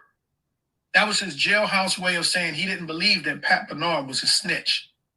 I took my brother's word that the nigga was snitching, but my cousin chose not to. Who has the birds? Your cousin Keefe had the kilos? My cousin GB responded, yeah, but you don't want that shit. It's brown. And that nigga charging too much.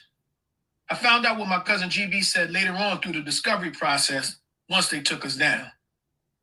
From that day in November of 1996, the FBI's major crime unit went to work on my cousin and started their investigation on us.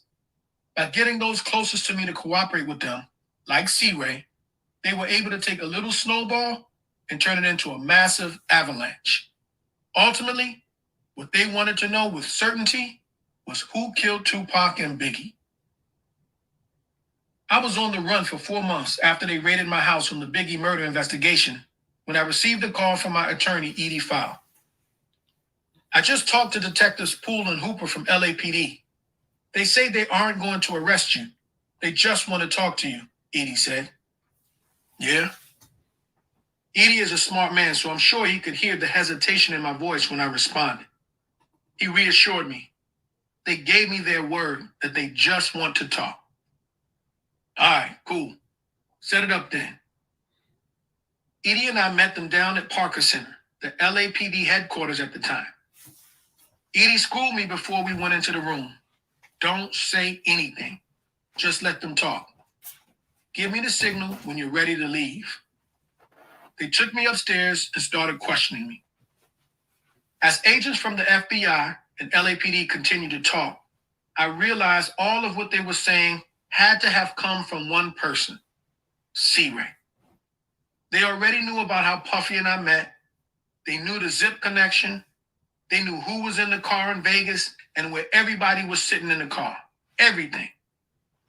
I know for a fact C-Ray had to give them that information because he was the only person that got arrested on the Biggie murder raids that knew our private business like that. All of the other people that were picked up as part of the Biggie raids were gangbangers that I wouldn't allow around me like that. So they couldn't know that type of information. I happened to be in Chicago when they raided our houses on the Biggie raids. When I finally got back from Chicago, I asked C-Ray, what they ask you about? Man, they was asking about that Tupac and that Biggie stuff. Nigga, you sure wasn't there. You don't know nothing, do you? Nah, was his response. As the agents continued talking, I was steady thinking, that son of a bitch. That fucked me up because C-Ray is from my generation and was my right-hand man. Back then, I would have died for that dude because he was my number one moneymaker. We came up from scratch together and he sold me out. I didn't know the brother was so fucking weak. Learning that C-Ray flipped on me broke my heart and pissed me the fuck off at the same time.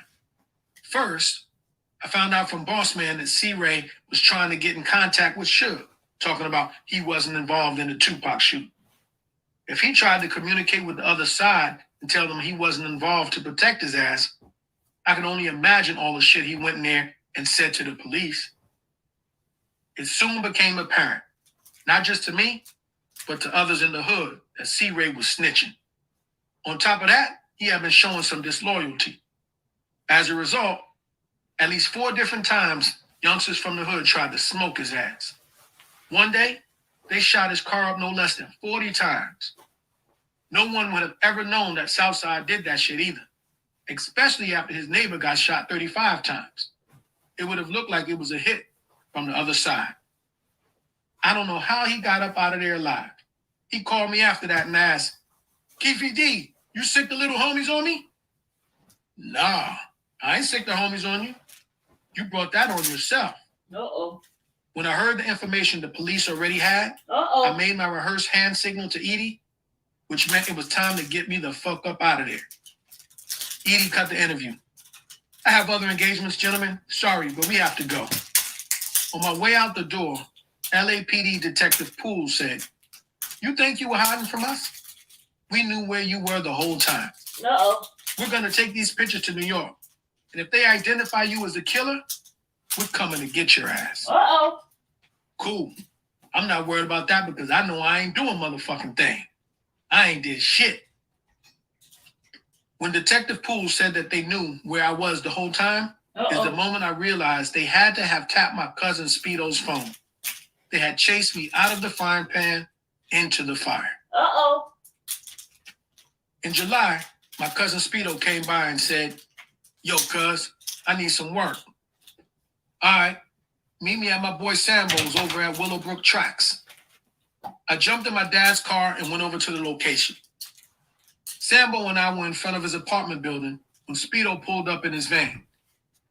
I noticed as he pulled up that the van didn't have any side view mirrors.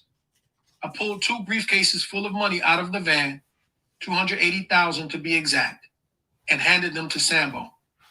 Sambo said, come back in an hour and I'll have the shit ready. Let me count the money. All right, cool. I jumped in the van with Speedo.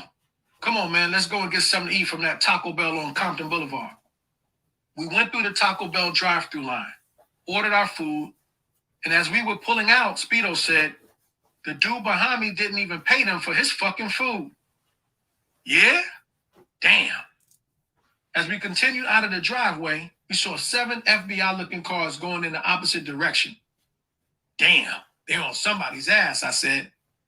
Fuck it, let's go. We went on and made the right turn. I told Speedo, go by my house and let's get some weed. By the time we finished eating and got buzzed up, an hour had already passed. So it was time to go back and get to work. We drove up Alameda to Greenleaf and made a left turn headed into my hood. Then my cousin Speedo said, damn, Cousin Keith, them same Fed cars that we saw going the other way, they're all behind us now. Uh-oh. You bullshit. No, I ain't. In my mind, I was thinking, damn, them niggas out in New York done lied on me and identified me in that Biggie shit. Fuck. I knew better than to look back. Then I calmly said to Speedo, cuz, give me a chance to run. Get me to the hood. I knew my hood like the back of my hand.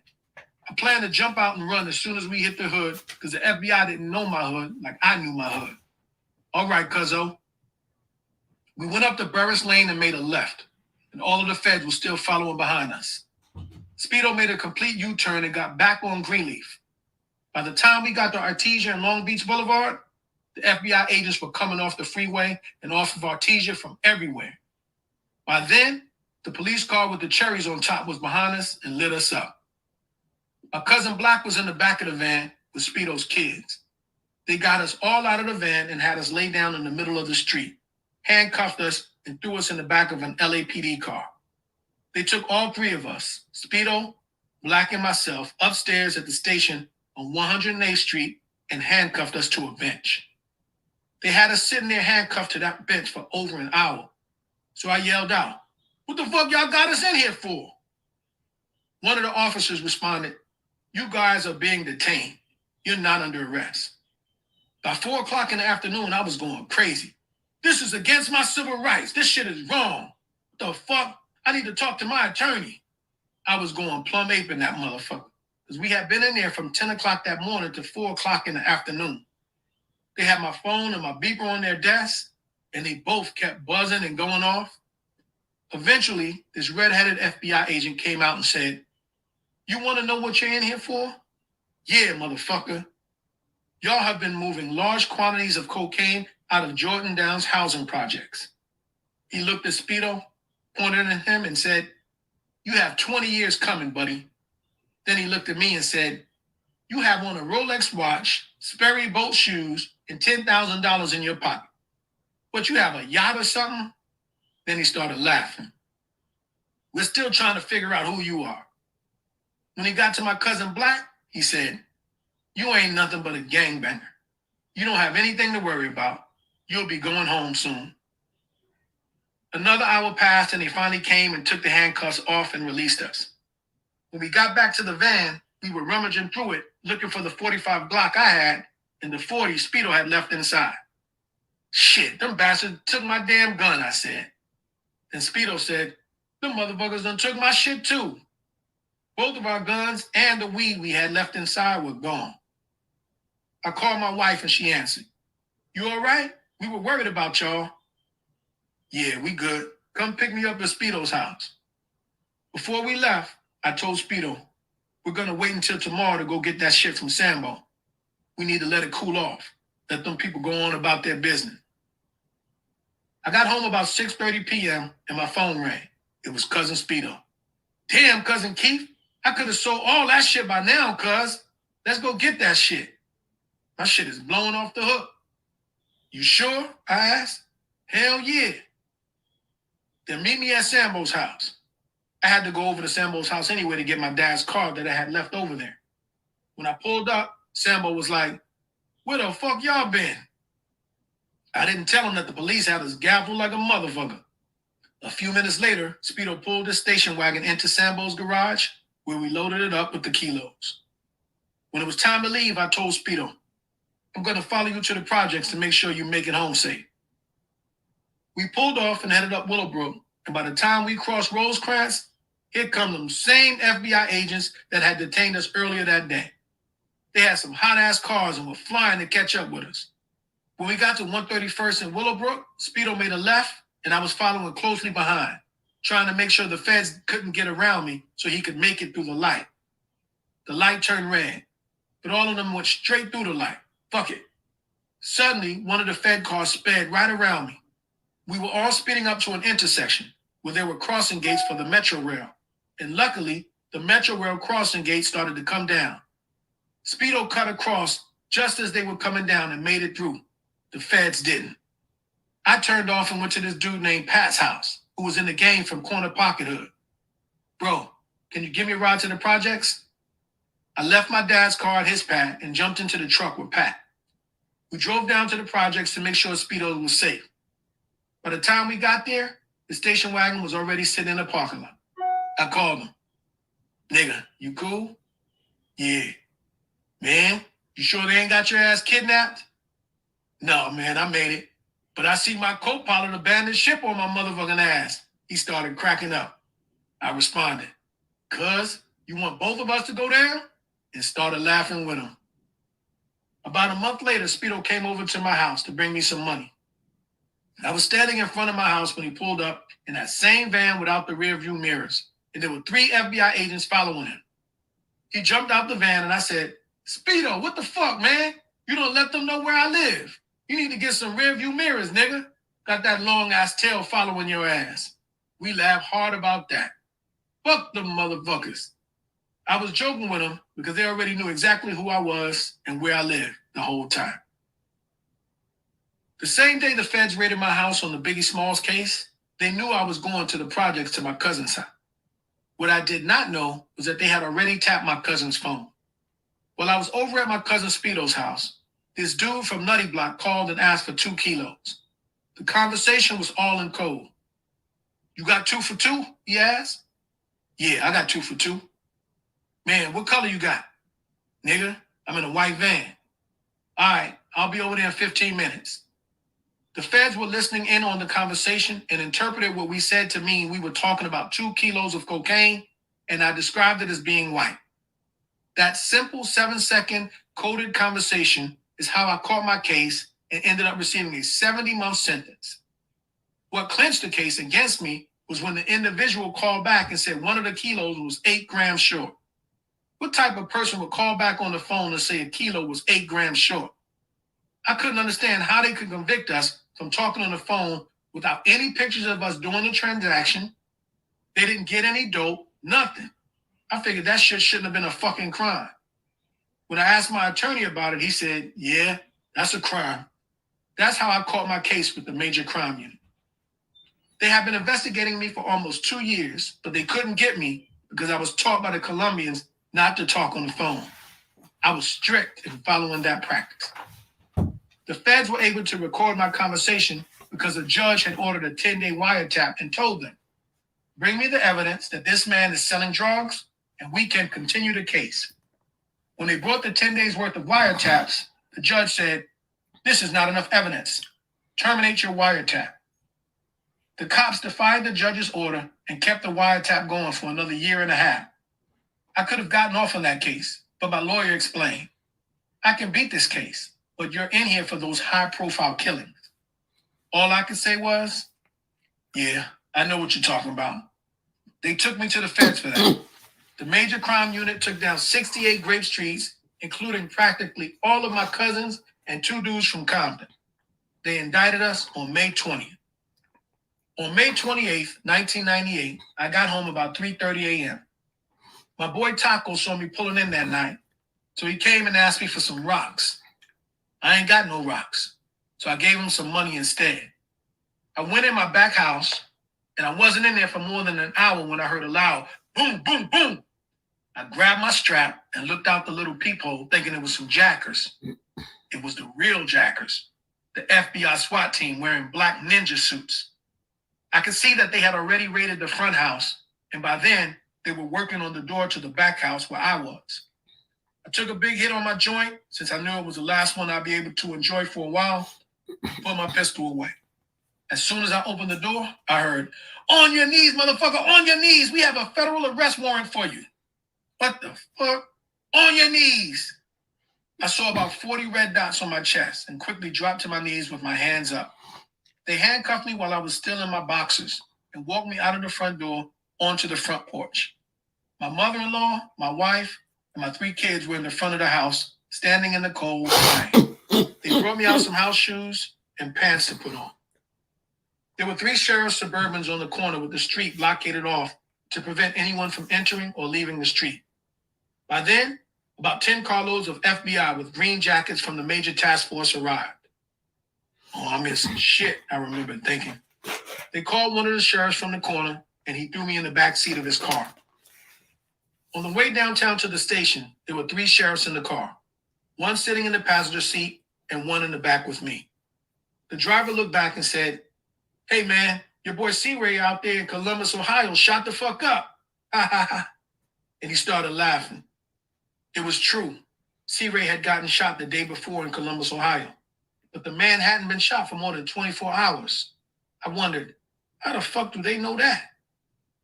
Then the sheriff in the passenger seat was like, your boy the Reaper set you up for a robbery out there in Hawthorne. They were letting me know all the people that were against me on the ride down there. These were some of my closest homeboys. I'm like, for real? Yeah. Finally, I asked, man, what the fuck is this shit about? One of them replied, we've been told not to say anything to you. As we were pulling into the back of the station, I saw them taking my cousins, Speedo and GB, Big Pete, Woody, a bunch of my homeboys into the station. Wow. They took me out of the police car and into the sheriff's station. Once I got into the station, there were about 70 FBI agents inside. We entered the police station from the back, and as soon as the door opened, I saw more of my cousins and homeboys in the holding tank. Oh, fuck. As I started walking through the hallway, all the FBI agents in rhythm let out a roar, Keefe D, Keefe D, Keefe D, like they had seen a celebrity. They placed me in a small cage, and a few of the agents came up to the cage to get a closer look, like I was an endangered mountain gorilla or something. They wanted to see what the fuck I looked like. One cool FBI agent wearing a Rolex came up to me and said, how your little bitty ass? I thought you were 6'2", 280 pounds. You're a little bitty dude and got all these people scared of you? Man, fuck you, I shot back. Hold it, brother, hold it. I haven't done anything to you. Man, fuck you. Get your little punk ass out of here. I laughed and he cracked a little grin. As the morning wore on, they interviewed all 70 people that were in there and left me for last. You're the biggest fish here, the agent said. What? Yeah, you're the biggest fish here. We're going to charge y'all under the RICO Act. And you're going to be number one on the indictment. One of the agents asked, are you going to hire that high-priced attorney, Edie Fall? I just ignored his ass. You might as well keep your money, Keefe D. This is different. I continued to ignore him, but I did take a mental note. Another agent said, if you tell us what Sambo is, we'll let you go right now. Sambo was my secondary supplier from 7-0. The same task force that was on us was also on Sambo and his crew. Sambo's team got taken down 2 months before us. They caught Sambo's brothers and his whole crew, but Sambo was still on the run. Motherfucker, didn't you have my street blockaded off with about 100 police? You think I can go home? Use your fucking brain. You know I can't go home, and I ain't fixing to tell on nobody anyway. Fuck you.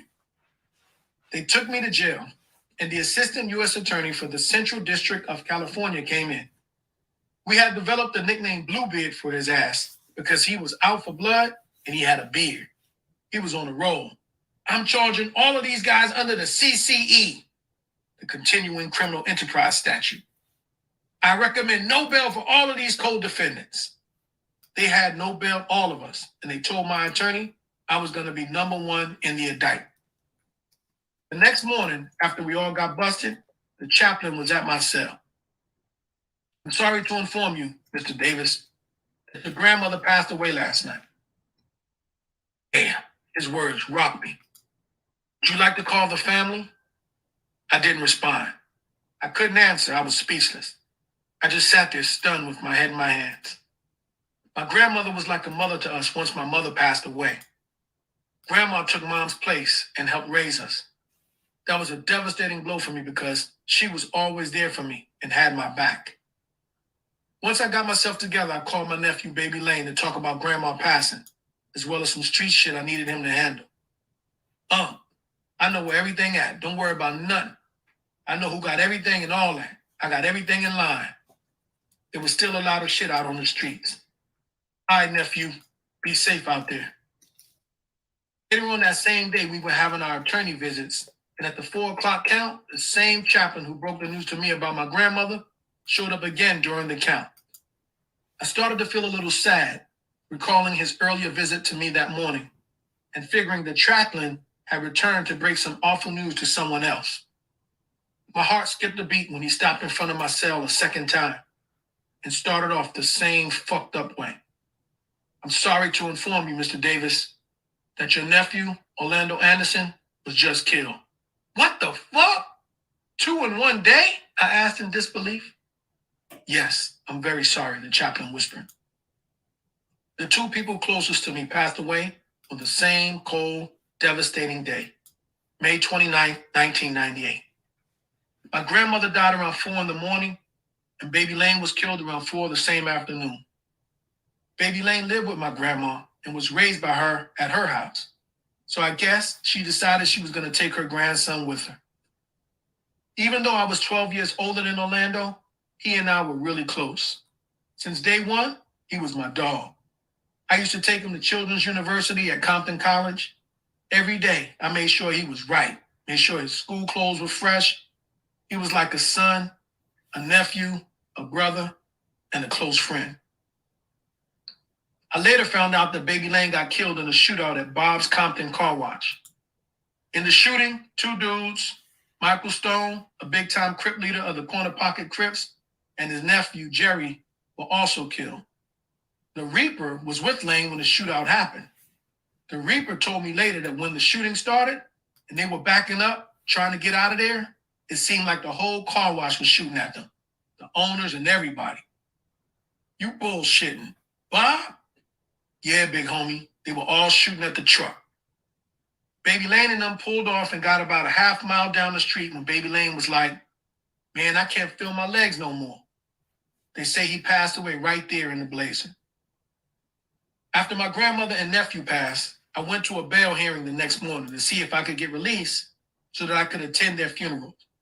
When we went to the bail hearing, my attorney explained, his grandmother has been like a mother to him. The assistant U.S. attorney Bluebeard jumped in. Your Honor, this man here, as he pointed in my direction, no disrespect to your family, Mr. Davis, is the leader of the Southside Compton Crips. And his nephew killed 2 men and got killed in a gang-style shooting in Compton. The LA Times article is right here. He held up a copy of the LA Times newspaper. If you let him go, something is going to happen, Your Honor. He handed the LA Times article to the judge. The judge took a few minutes to read it, then looked up over his glasses and said, Mr. Davis, I'm sorry, sir. I can't let you go. Come back in 3 weeks and we'll talk about it at another bail hearing. All I want to do is go to my grandmother's funeral, I pleaded. My lawyer, Edie, jumped up and said, Your Honor, when did the LA Times start prosecuting people? This man wants to go to his beloved grandmother's funeral. No, I can't let you go, the judge responded. Both funerals were held the same day. I missed them both. That's one thing I can say about Special Agent in Charge Holliday and U.S. Attorney Bluebeard. Those motherfuckers were on top of their games. Both of them were sharp. Those two were going to take all of those crooked-ass cops down, and they needed to be busted. It was about fucking time. Truthfully, all of us got lucky that Bluebeard ended up getting transferred because we were all going down. Southside, Grape Street, the crooked cops, all of us were going down fucking with him. Bluebeard and Holliday were on all of our asses. Holliday was Special Agent in Charge of the Major Crime Unit. That's one hell of a title. That means if John Gotti were in LA, it would have been Holliday and his people that went after them. Just from listening to his ass, I knew he was on it. I have to give it to him. That dude was sharp, but I never bent for his ass. Never. A week later, we went to court on the case against 70 of us. We were sitting in the tank, and the marshal was getting ready to take us into court. A guy was sitting in the protective custody tank, and when we walked by, he started shouting, Keefe D, Keefe D. I looked at him like, who the fuck is you? When we got into court, the marshal whispered, you don't know who that guy is? No, who is it? That's David Mack. The infamous David Mack was one of Suge's hitmen and was included in the big LAPD Rampart scandal. He ended up getting 14 years in the federal pen for a South Century bank robbery. All of those dirty cops knew who I was, but I didn't know who they were. It's not a good look when a nigga in a PC tank is calling out your name like they know you. The whole time, it was that bitch-ass nigga David Mack. Before we entered the courtroom, my attorney said, Keefe D, we can beat this case, but these people are not going to let you go. You know why you're in here. They want to know where you are at all times. Okay, I understand. I'll go in there and get the best deal I can. When sentencing day came, my attorney did his spiel. Your Honor, they offered him a deal for 5 years, which he has agreed to. It was nothing but a simple phone call. They didn't retrieve any drugs, and there are no pictures. There's nothing. Once again, Bluebeard was out for blood. Your Honor, the probation report came back recommending 188 months. The judge asked Bluebeard, did you offer him a deal for 5 years? Yes, Your Honor. The judge continued. I'm quite sure this man wouldn't plead guilty knowing that he was going to get 188 months for a simple phone call. I'm going to make you stick to your deal. Then the judge looked at me. Mr. Davis, I'm going to give you the high end on it. I fell in the category from 60 to 72 months. So the judge sentenced me to 71 months and sentenced my co-defendant to 60 months. I went on and took the deal. Bluebeard and Holiday came out with over 700 years on our cases alone, but neither one of them were happy about the judge's decision on my sentence. I think this next one is short. Going to Disneyland. I was sent to the federal penitentiary in Stafford, Arizona. On Tuesday morning, the first week I got there, I heard over the loudspeaker, Davis, bed number, bring him out for a visit. When the officers showed up to my cell, I said, y'all tripping. Ain't nobody come out here on a Tuesday to see me. We're out here in the boonies. Get dressed. You have a visit. Man, I ain't got no visitors. Davis, you have a visit. I reluctantly put on my shit, went up to the visiting room, and it was them. Holiday and some FBI agents, along with the warden, the SIS lieutenant, and the captain. They sat me in a small room with a table. I don't know why y'all came all the way out here. You know I'm not fixing to tell you a motherfucking thing without my attorney present. Y'all wasted a lot of money. I ain't got shit to say. Fuck y'all. One of them lost his cool and shouted, you're not ever getting out of jail. He looked at the rest of his crew and said, he's a rapper killer. I don't know how he got on this yard in the first place. He's supposed to be in Terre Haute or Marion. Terre Haute and Marion are federal penitentiaries where more dangerous federal inmates were held. First of all, you're not the regent, I responded. The regent sent me here. My points got me here. A few minutes after they left, my name was called on the loudspeaker again, this time to go to the warden's office. They had told the warden that I was a serial killer. He doesn't belong in this yard. This man is a mass murderer. When I got to the warden's office, they strip searched me, took pictures. Then the warden said, nothing better happen on this yard. This is a Disneyland yard for you. He was right. The whole Fed system is like Disneyland compared to the California state system. It's a whole different breed of dudes in the California state prison system. Those inmates in the California state prison system will eat your ass up. Every month when I was locked up, the FBI came in and swept me behind that Tupac shit. They made my time miserable. I couldn't even sleep and do my time good. One time when they came to visit me, the FBI agent said, that hit wasn't for Tupac. That hit was for Suge from Boss Man. They had been doing some research. The punk-ass Las Vegas cops didn't know shit. I ran circles around them. But the FBI knew everything. They were missing a few pieces of the puzzle. One thing about the FBI, they have their shit together. The feds don't come after you unless they have your ass. The dumbest mistake President Donald Trump can make is to go and testify before the special counsel investigation led by Robert Mueller. I know Trump is going to lie because that's what Trump does. It's like he's not capable of telling the truth. He can't testify with the feds like that. They're going to get his ass. It might take a year or two, but they're going to get him. When I was locked up in Stafford, I was in there with Bruce McNoll, the former owner of the National Hockey League's LA Kings. He was the guy that used a fake coin collection as collateral for his purchase of the LA Kings, and the feds took him down for that. Every 18 months in the Fed system, as long as you don't get in trouble, you can request a transfer, and they will move you down to lower levels. I made a request and got transferred to Nellis Prison Camp, which is the prime spot for all the feds.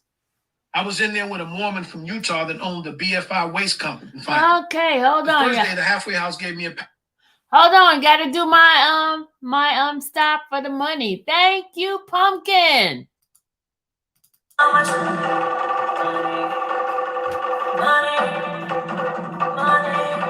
so much money,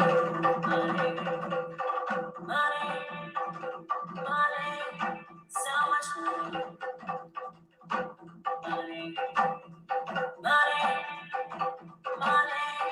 so much money. Thank you, Pumpkin. All right, so she reminded me I needed to put some music on. Thank you, guys. Hold on. So we don't get no copyright strike kind of stuff because we got to keep talking in between it because we're giving commentary. All right, here we go. We got roughly about 40 something minutes left in this book, okay? We're almost done, good people. Asked to go out. My little brother came and picked me up. As I was coming around to get into his truck, a small green car pulled up and shot at me about 8 times. He tried to kill my ass. I did that prison shit, tucked and rolled. By then, my nephew was coming up the street, saw what was going down, and started busting at their car. I wasn't prepared for that type of shit because I was fresh from jail. They almost got my ass.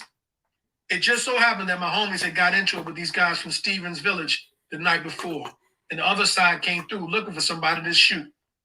I just happened to be there. I had already done 3.5 years on the street, was tired of turning in my taxes every year and waking up every morning at 5 or 6 with that parole shit.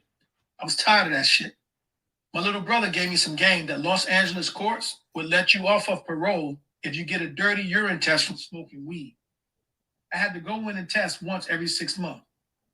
In June, when I went to get tested, they called me back right after the 4th of July and asked me for another sample. I knew I was going to be dirty, so I went to the GNC store and bought the kit to help pass the urine test. The officer of the day took the sample and did the test, and it came back clear. But before he put the top on it, he smelled it and then asked, "You've been taking vitamins this morning?"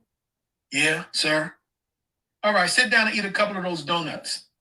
The officer had me sit down and eat a couple of donuts and piss again because the yeast in donuts sucks up the blockage like a sponge. When I pissed the second time, my specimen came out dirty. Then he said, "I need you to check back into the DTR."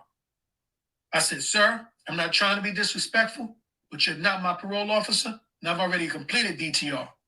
Let my parole officer tell me that." Then I said, "I'm not trusting that little $3 test kid anyway. Send my shit back to the lab." I knew it would take around 3 months to come back from the lab. My parole officer called me once it got back from the lab and said my sample was dirty. I told my parole officer, "Send my shit back to court. It costs over $100,000 to go to federal court, and they don't want to send you back to federal court for a dirty weed sample." When my parole officer called me back, he said, "The judge does not want to take the case." I went and seen Edie. He got on the speakerphone and called Bluebeard. Edie said, "My client, Dwayne Davis, got it dirty." And as he started to explain my situation, Bluebeard interrupted and said, "Who? Keefe D? Tell him I'm asking for the max." Once Edie got off the phone, I asked him, "How does he remember me after all those years?" Edie told me, "Your cousin Speedo beat him on a case. Speedo got the first case overturned in 20 years. That explained why Bluebeard had his dick out for us and kept talking about lock them all up." Bluebeard was out for revenge. Instead of turning myself in, I went on a run for about 8 months. One night, my son and I had a little bet going while we were playing Madden when our game console froze. We were going to go to my brother's house to finish the game. I sent my nephew and my son over to my brother's house and told them I'd be on my way in a few. Paula went out to the garage first, and when she lifted the garage door, there stood a 6'7" white dude who looked like he played on the defensive line for the Raiders. When I came into the garage, he pointed his gun at me and shouted, "Keefe D, don't move, don't move." "What's up?" My wife asked, "What the fuck is this about?" He said, "Paula, you're on probation. You need to sit your ass down because I can embarrass y'all and take both y'all to jail." "Keefe D, you know what this is about." A couple more carloads of U.S. Marshals pulled up. They gaffled my ankles, threw me in the back of the van, and rushed me down to MDC. I went to court the next day, and Judge Ray came into court and gave me a 6-month violation and told me I was off of parole. The other deal was to let me go and start back over, an option I wasn't about to do. I preferred to go back and knock out the little 6 months and have my life back. We know. 2 days before Thanksgiving in 2009, my phone rang. I recognized the number, but still cautiously answered. "Who's this?" "Hey, Keefe, this is Wayne." Wayne Higgins was an attorney I had known for a long time. He was close with my mentor, FL, who had been murdered a few years prior, and somebody that I trusted. Hey, Keefe, you have a minute to talk? Yeah, what's up? You have a major problem going down. I need to talk to you. Come have dinner with me at Benihana's. All right, cool. We met at the Benihana in Beverly Hills on La Cienega Boulevard. Once we placed our orders, he said, the FBI wants to talk to you. What? Yeah, the FBI wants to talk to you. You have a serious problem. They got you. I cut him off. You tell them to go fuck themselves.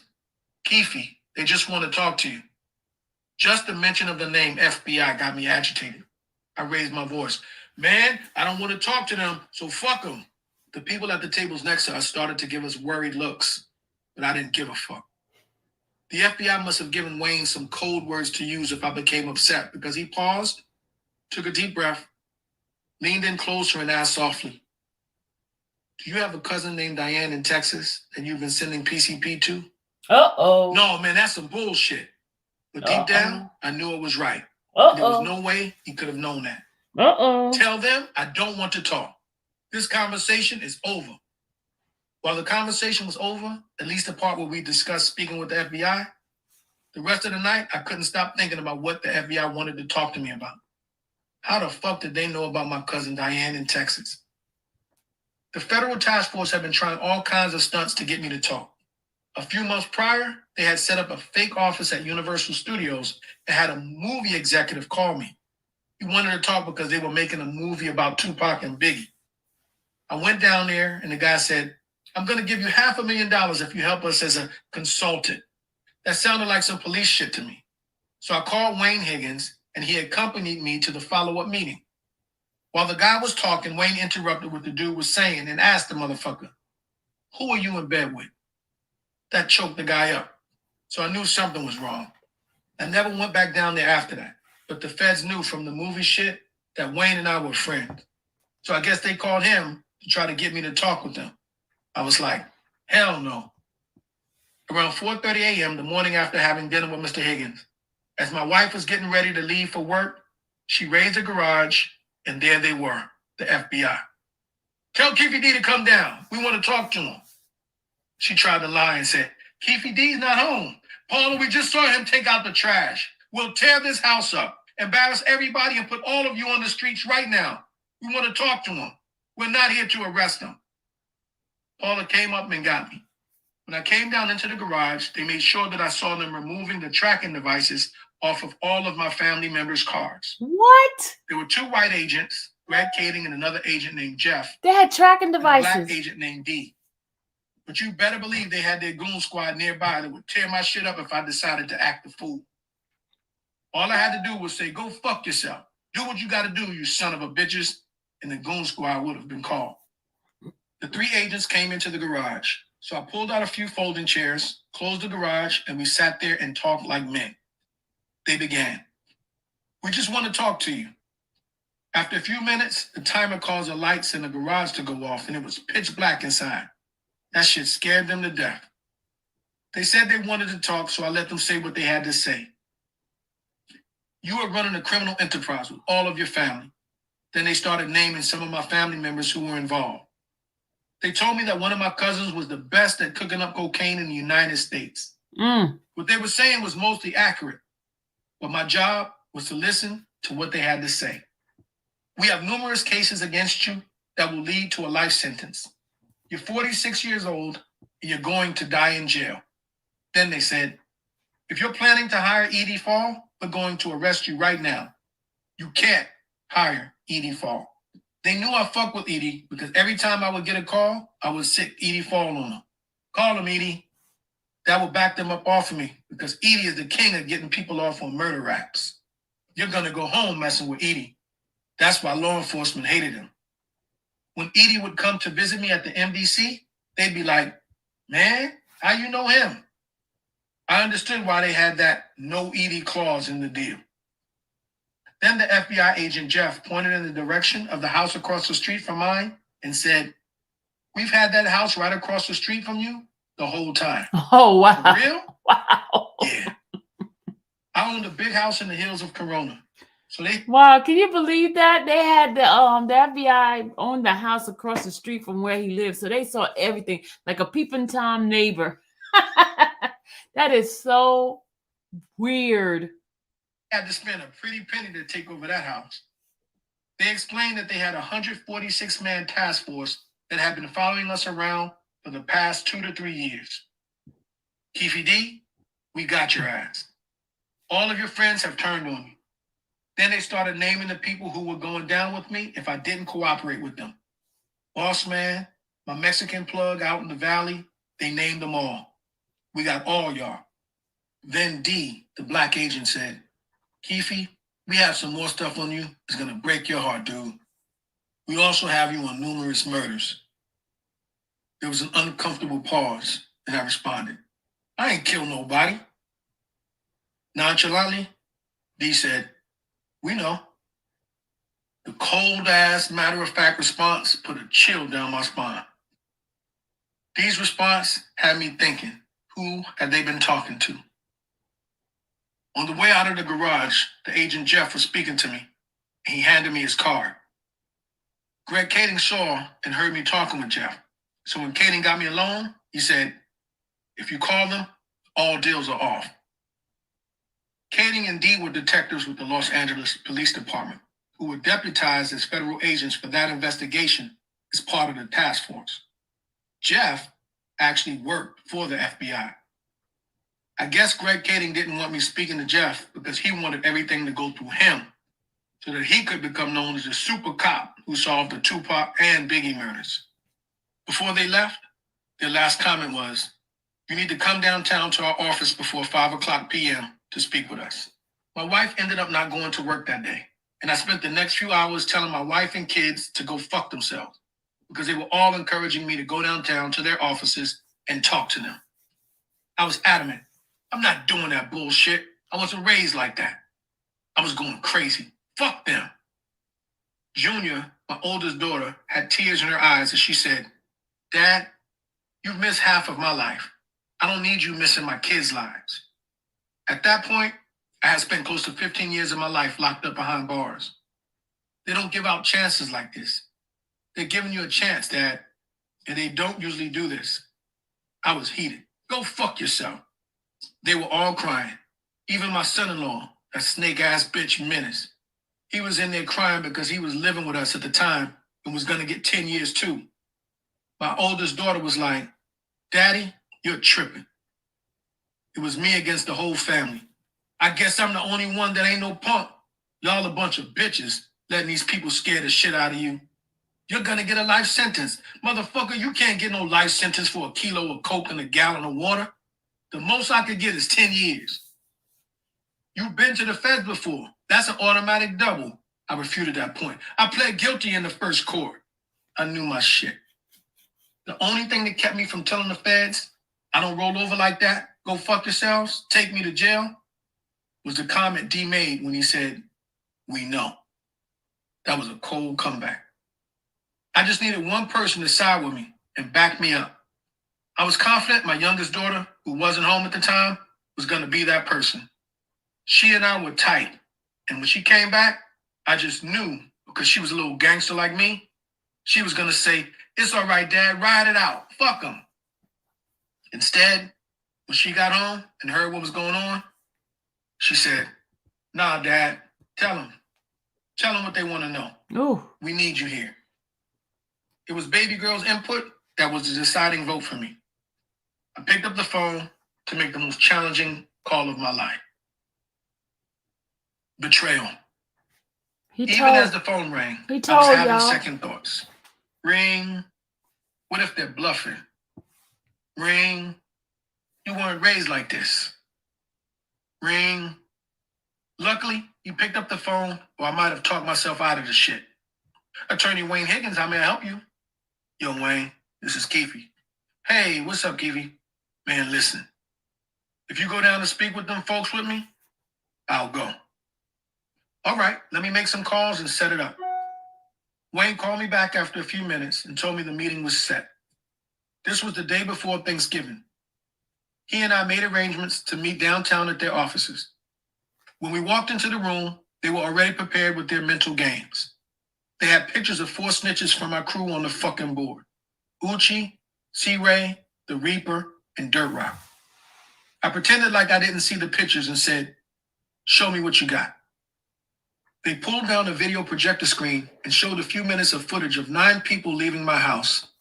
The footage started off showing my son and my son's best friend, who was living with us at the time, bringing some men's land bags into the house.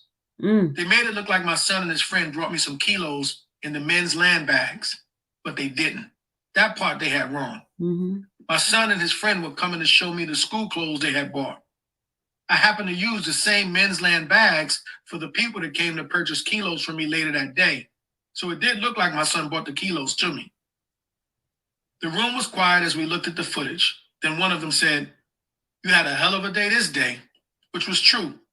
I happened to sell 35 kilos that day. Then they showed footage of all the people that left from my house that day with those men's land bags, as well as footage of each one of them getting pulled over after they left my house. Not one of them motherfuckers said, "Keefe D, they're on your ass. They stopped me when we left your spot." I'm talking about some of my closest friends, and not one of them said a word. One of the agents said, "The dope game is over, Keefe D. Did any of these dudes tell you that they got pulled over that day?" I just stared at the screen and remained quiet because the honest answer to the question was too painful for me to face. The agent continued, "These dudes are weak. It's not the same anymore." I couldn't disagree. I trusted those dudes, and I shouldn't have. The world and the dope game had changed. These new guys in the game wear tight pants like bitches. Even in the rap game, niggas wear skinny jeans, girl blouses, colored hair. That's some bullshit. For more than 15 years, the feds have been on my ass about those 2 hip-hop murders. Even when I was locked up for 5.5 years, they wouldn't leave me alone. During the meeting, the feds told me that they had 18 people who had gone to the grand jury to testify against my ass. It's mind-boggling to me because I didn't even have 18 people close to me like that. It meant my homies, even some of my kinfolks, would have gone down there on my ass. As I was sitting there, my mind started flashing back to some of the niggas whose pictures were up on that board, and a few that weren't. It all started to come together and make sense. The Reaper. One day while over on 60th and Overhill, in my partner Bubble Up's living room, Uchi, Dirt Rock, and a guy named Tucker pulled up in Tucker's Cadillac truck. These were 3 guys that were close to me, especially Uchi. Uchi, Dirt Rock, and Tucker jumped out of the Cadillac truck and said, "Man, we just seen the Reaper." The Reaper was the guy in the car with Baby Lane when he got killed. The Reaper was sentenced to 3 life sentences in that case. In that shootout, not only did my nephew get killed, but 2 other guys also died. The Reaper was a motherfucker that earned his nickname. That little nigga was cold. The Reaper spoke with the feds and alleged that I supplied him with weapons and ordered a whole bunch of hits. Surprised, I asked, "You just seen the Reaper?" "Yeah," all 3 confirmed. "Where at?" "At the basketball game," which was some illogical shit to say. At the time, I was dealing with the Reaper's cousin, and she told me that the Reaper was downtown at MDC. I thought to myself, what the fuck is the Reaper doing at MDC? He ain't got no business down at the MDC because he has a state case. Then these 3 dudes jumped out the truck and told me that they had seen the Reaper that day. At that moment, I realized how those 3 saw the Reaper. They were all at the grand jury together, including the Reaper. They just changed where they said they saw him. I could picture that shit. Those motherfuckers did see the Reaper. Wow. From that, I knew for sure those 4, the Reaper, Uchi, Dirt Rock, and Tucker, was part of the 18 who were on the grand jury against me. They were guys I would be with every day. Uchi. Uchi was the guy I trusted to handle my phones. So every month when I would change my numbers, he was the one responsible for getting me my new numbers. What I learned later on was that Uchi was getting my new numbers and giving them directly to the feds. When that fat FBI agent started imitating Uchi's voice and saying things like, "What it do?" and using mannerisms that came directly from my homie, it became evident that he turned on me. That shit made me cry. I remember the day he flipped. because we had one of his people named Joe from Long Beach that would buy 2 chickens every 3 days. Uchi came over, picked up the 2 chickens, and said, "I'll be back in about 30 minutes with the money." When he left the spot, the feds pulled his ass over. He was gone for 3 or 4 hours, but he was pulled over by the feds the whole time. I kept calling him, but he didn't answer. Where's Uchi ass at? What happened was the feds took the chickens from him, let him go, and told him he was now working for them. In an attempt to cover his ass and buy some time, he picked up the dude's money and turned it into me. About 3 or 4 days passed, so I asked Joe if he wanted to buy some more chickens.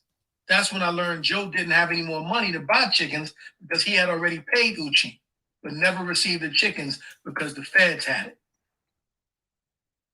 Dirt Rock. There was a little team of Southsiders who had gone out to Virginia and started rolling, selling work. Dirt Rock was one of them. They got busted in Virginia, but didn't ever tell me about it. When they got busted, they told Virginia police would have become niggas from my hoods get out of jail free pass. Keefe D killed Tupac. Virginia law enforcement contacted the LA FBI field office to share what they had been told. Meanwhile, I was out in Cali doing my thing with my homies when I ran into Dirt Rock at a barbershop. "Hey, Keefe D, my brother-in-law wants to buy some keys." "All right, y'all meet me at my spot in Paramount." Dirt Rock came out to Paramount and copped some kilos from me. When he came in, I felt something was fishy because the money he paid with was all fucked up. The nigga came with all $100 bills, but he had them in $1,000 stacks. From my experience in the dope game, if you have all hundreds, you put them on one rubber band. You don't put them in 1,000 stacks. I didn't feel good at all about that day. Then the Fed sent him back to buy some PCP from me. The money he came with was the same fucked up way. $100 bills stacked in thousands. I felt that the money wasn't right, but I gave the homie the benefit of the doubt. Dirt Rock didn't only have his problems from selling dope in Virginia, but the nigga also caught a triple murder case in LA.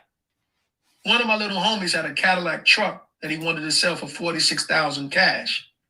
He put an ad in the local paper, and some guys said they wanted to buy it. They set up a location to meet, and when the guys pulled up in their Mercedes-Benz, my homeboys drew down on them. They took the money, put the guys in the Mercedes-Benz, and shot them all in the head. Then they went and dropped the car off in the Starbucks parking lot in another city. But the surveillance camera at the Starbucks recorded them dropping the car off. The car sat there for about 3 weeks, and the body started stinking. The police researched and found the original truck ad with the number that was listed, and eventually tracked them down. Dirt Rock was one of the dudes that was part of that triple murder case, and now he's walking the streets so that they could bring down Keefe D. Tucker. Tucker was a young guy from my hood and was one of the best high school basketball players on the West Coast. As a youngster, I took him to a couple of fights to show him the ropes.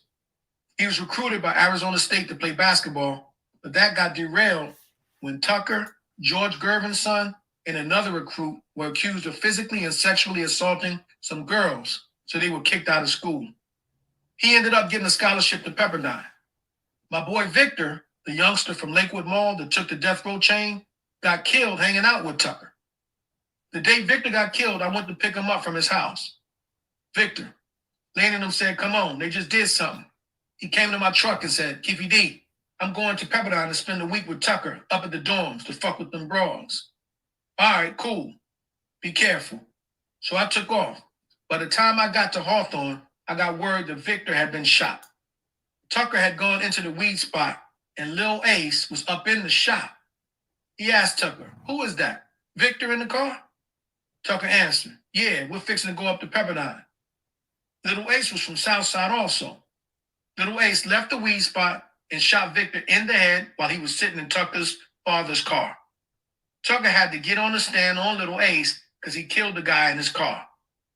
Tucker started playing basketball with Pepperdine, and one day Baby Lane and I was sitting up in the trap when Tucker came over and said, "The feds pulled me over, Keefe D." "The feds pulled you over?" "Yeah, I was coming from college and they were asking a lot of questions about you." This was a few days before they took me down. Lane was laying on the couch acting like he was asleep.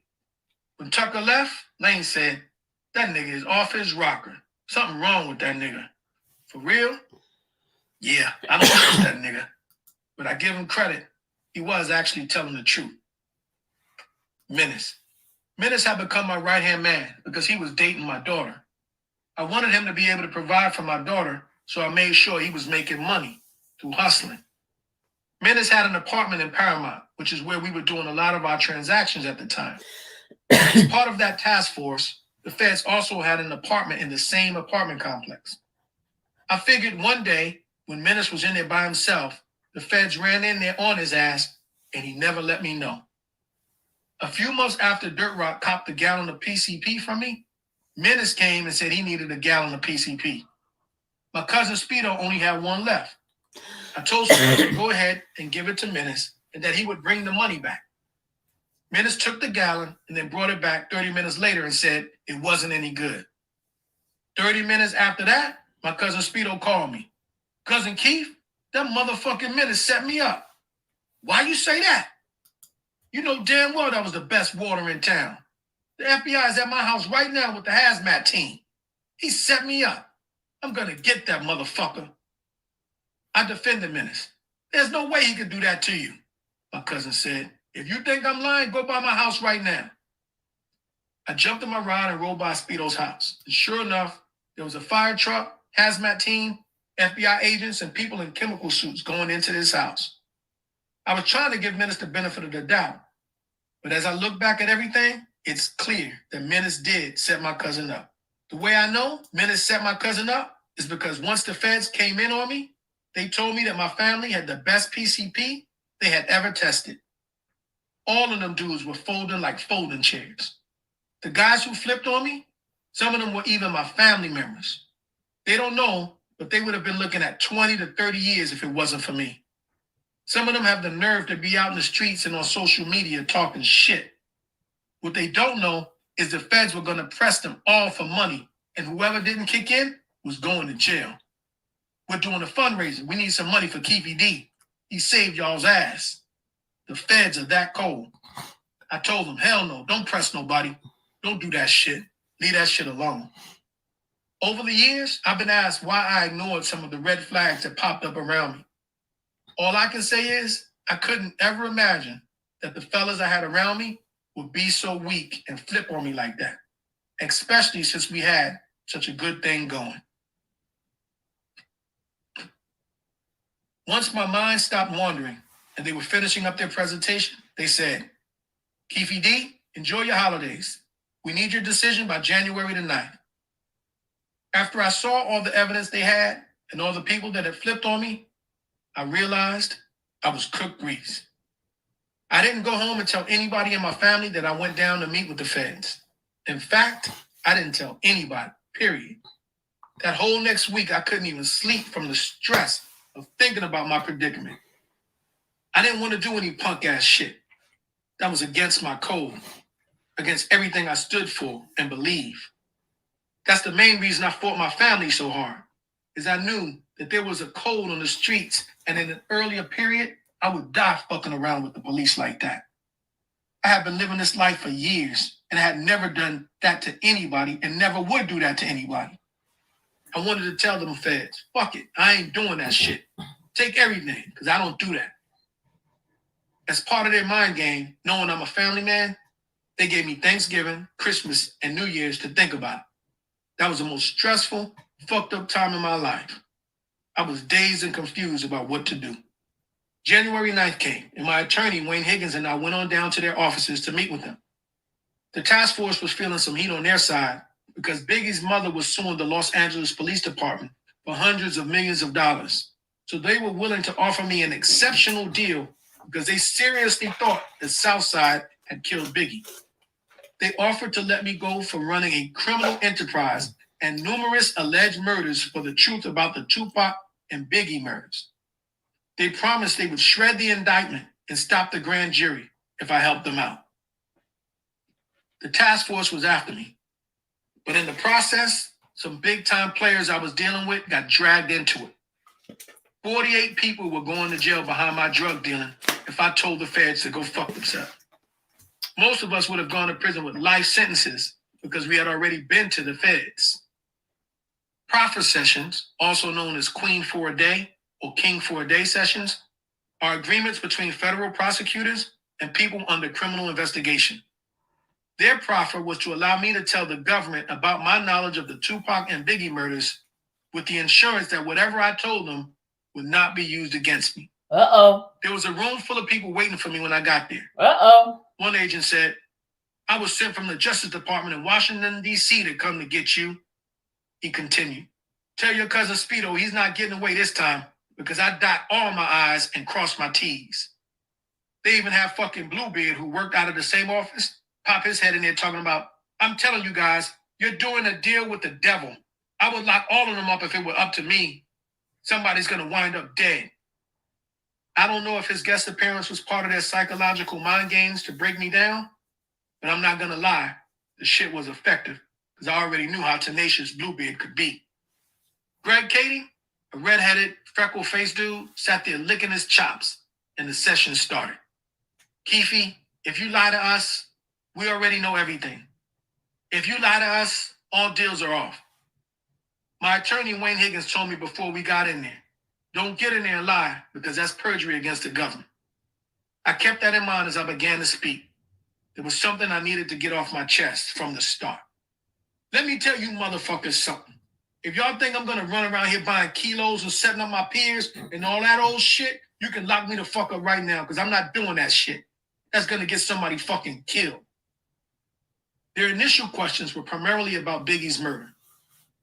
They were saying, y'all killed Biggie too because they didn't pay you the money for Tupac. It appeared the Biggie case was the only one they were really trying to solve because Biggie's mother had the LAPD tied up in a big-time wrongful death lawsuit. So they thundered down on me hard trying to solve that case in order to get out of that lawsuit. They thought we had hit Biggie too. They were coming at me so hard on the Biggie issue that at one point I paused and silently asked myself, did we kill Biggie? That shit only lasted for a second because I knew Biggie wasn't us. I'm telling you, we didn't have nothing to do with Biggie. That wasn't us. Go get the bitch and she'll tell you everything you need to know about the Biggie killing. They seemed to understand and respect where I was coming from. I can only tell you what the fuck we did. Startled, one of them responded, wait, what do you mean? Clearly shocked and surprised by my words because they were not used to me cooperating with them at all. I went ahead and started answering their questions about the events leading up to Tupac getting shot. The feds had followed me around for 15 years. It was finally time to get the shit off my chest and over with. Everybody else from my neighborhood was getting off on the shit. Why not get off on my own shit? I sang because they promised I would not be prosecuted. I thought they were lying to me, but they kept their word and stopped the indictment, tore up the whole case. Nobody went to jail. They let my cousins, Boss Man, and some other heavyweights go. They would have taken us all down. The feds have a conviction rate of 98%. The feds don't come unless they have your ass. Shit. They let me go on a case that carried the death sentence. And when you're fucking with the feds, you die in their electric chair within 5 years. My ass was fried, and everybody else. All 48 people were gonna be fried. They don't play downtown. That's the way they operate. From the minute I walked out of their offices, I haven't felt the same. I felt like a dirty, rotten son of a bitch. I still feel awful about what I did to this day. That shit fucked with me mentally because that wasn't me. I did it for my family. I could have went out there like everybody else and faked it. All 18 of them dudes kept selling dope, running the streets and everything. Once I made the decision to cooperate with the government, I could have done like I wanted. As long as I didn't do some blatant shit like murder somebody in the middle of the street, they would have given me a pass. In fact, they might have even helped me. One of the FBI agents told me, man, if you can give me a big bus, I'll give you half the money. I know where there are millions right now. We're giving percentages. We can go 50-50. You'll get rich working with us. The government is crooked as can be. But I was done. I stopped selling dope and everything, even though I had a license to sell dope. I didn't feel good within myself. To add insult to injury and make matters way worse, can you imagine how I felt when my son came home one day and told me, yo, Dad, They have a recording of your voice on the internet. You bullshitting. Get the fuck out of here. There ain't no recordings of me out there. If you say so. He pulled out a laptop, and after a minute or so, he said, well, listen to this shit then. Sure enough, one of the agents, Greg Kading, apparently sat there with a tape recorder in his pocket, talking about he wasn't recording and recorded the proffer session. I know for a fact that I didn't sign anything or give permission for anyone to record the meeting. Then he took the recording when he was no longer working with the LAPD and profited off of it by using the recording as part of news stories he did with different news and entertainment companies, all while putting my life on the line. That's some crooked shit. No matter how you slice it, that shit was dirty. They've been doing me wrong for a long time. The first question I usually get from people is, how is it that you're not in jail? I've explained the deal that kept my ass out of jail. But I've yet to hear anyone press Greg Kading's ass on how he obtained the infamous Keefe D tapes that was featured in the LA Weekly newspaper back in 2011 and has been featured in a few TV documentaries and specials on the topic of who shot Tupac and Biggie. The introduction to the LA Weekly article reads, a 3-hour recording of Keefe D's admissions, lifted from LAPD archives by ex-detective Greg Kading. Not sure about you, but where I come from, the word lifted means to steal something, point blank, period. Even the Merriam-Webster dictionary agrees that lifted means to steal. Former detective Greg Kading admitted to secretly recording me during an investigation while he was an employee of the Los Angeles Police Department. Then he takes the recording and releases it to the public for his personal financial gain, and nobody checks his ass for it? What Greg Kading did was blatantly unethical. And if it's not illegal, the shit definitely should be. Releasing the tape of our confidential session, which I never agreed to be recorded in the first place, jeopardized my life and also put my family's life in jeopardy. Kading is still out here profiting from his books, interviews, contributing to documentaries, executive producing docuseries, and making movies. Shit. Professionals who work in education, hospitals, lawyers, and priests all have standards that protect people's sensitive information from being released to the public. But rogue cops can publish confidential details with impunity? That's some bullshit.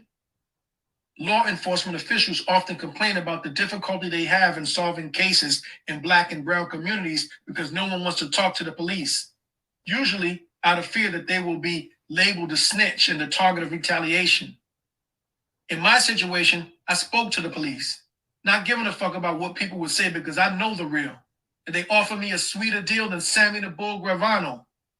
My point is, with people in the hood already harboring feelings of distrust against law enforcement, when they learn about what a former detective did with my confidential communication and put my family and me in harm's way like that, it's going to make things even worse. My saving grace is the shit I talked about in the session was the shit that I did. Not one person went to jail behind any of the shit I said in my interview.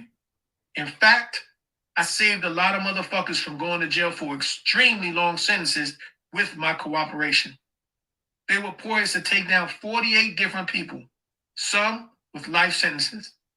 I think about the harm that would have done to the families, the kids and grandkids, the community, and it allows me to rest a little more peacefully at night.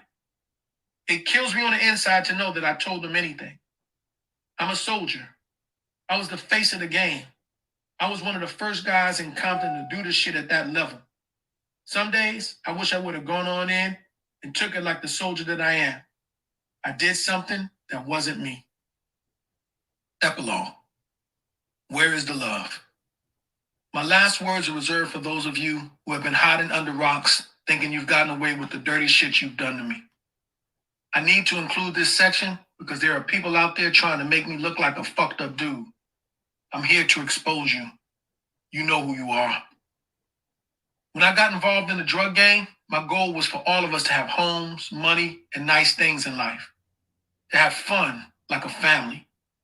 I made sure your kids were fed, went to school looking nice, all that. But you guys allowed the white man to come in and divide us. Just because they have the little FBI shit on their back doesn't mean anything. They're the same as us. They're human just like us. The white man has been doing us like this for 400 years. And y'all let them come in and divide us like that? Y'all are wrong. Sold me out for chicken change. Which leads me to my first target. Greg Kading. Kading, you're a snake. You seriously jeopardize the lives and safety of myself and my family so you could be seen as the super cop who solved the Tupac and Biggie murders? You ain't did shit, bitch. If it wasn't for the FBI and the U.S. attorney they sicked on my ass, I wouldn't have told you a motherfucking thing with your weak ass shit. You wasn't nothing but a little LAPD detective. If truth is your defense, then you should have told the whole truth. Instead, you just put my name and identity out in the public and concealed the identities of all the other motherfuckers underneath me that flipped. You used them in order to get to me. I've been to the federal prison system, so I know all the codes and everything about the system. Anyone who has been to the feds knows there are sentencing guidelines. And if you have a federal case, you have to be sentenced under those guidelines. I received a 70-month sentence from a fucking 7-second phone call based on the sentencing guidelines. They gave me 10 months per second. They didn't catch me with anything, just an ambiguous phone call, and I did 70 months. If you get caught, do your fucking time, homie. I got caught and did mine. When I reviewed the paperwork surrounding my case from the Freedom of Information Act, it fucked me up. Most of the names and sensitive information have been redacted, but it's easy for me to know who and what they're talking about because I was there. The shit happened to me. The paperwork confirmed what I instinctively already knew. Some of those closest to me had flipped on me and put me in a fucked up predicament. The shit ain't right. A lot of the dudes I thought were true to this game weren't true at all. It seems like they envied me and wanted to take my place. I was good to everybody, and I hate that they put me in a mix like that. Put all that shit on me. Here were some of the major perpetrators, guys who got caught with way worse shit than me. And based on the sentencing guidelines, they should have been sentenced to considerable prison time. Take a look at the sentencing table and controlled substance schedules and decide for yourself. Tucker. Retired NBA player Tayshaun Prince's brother. Tucker has been on the streets telling people that I was snitching. But bitch, you work for the FBI, motherfucker. You're on their payroll. They couldn't get you out this last time. They gave you 21 years for robbing drug dealers, and you deserve every day you have coming. You were out there doing too motherfucking much. You sat up there and set me up on Burris with that money.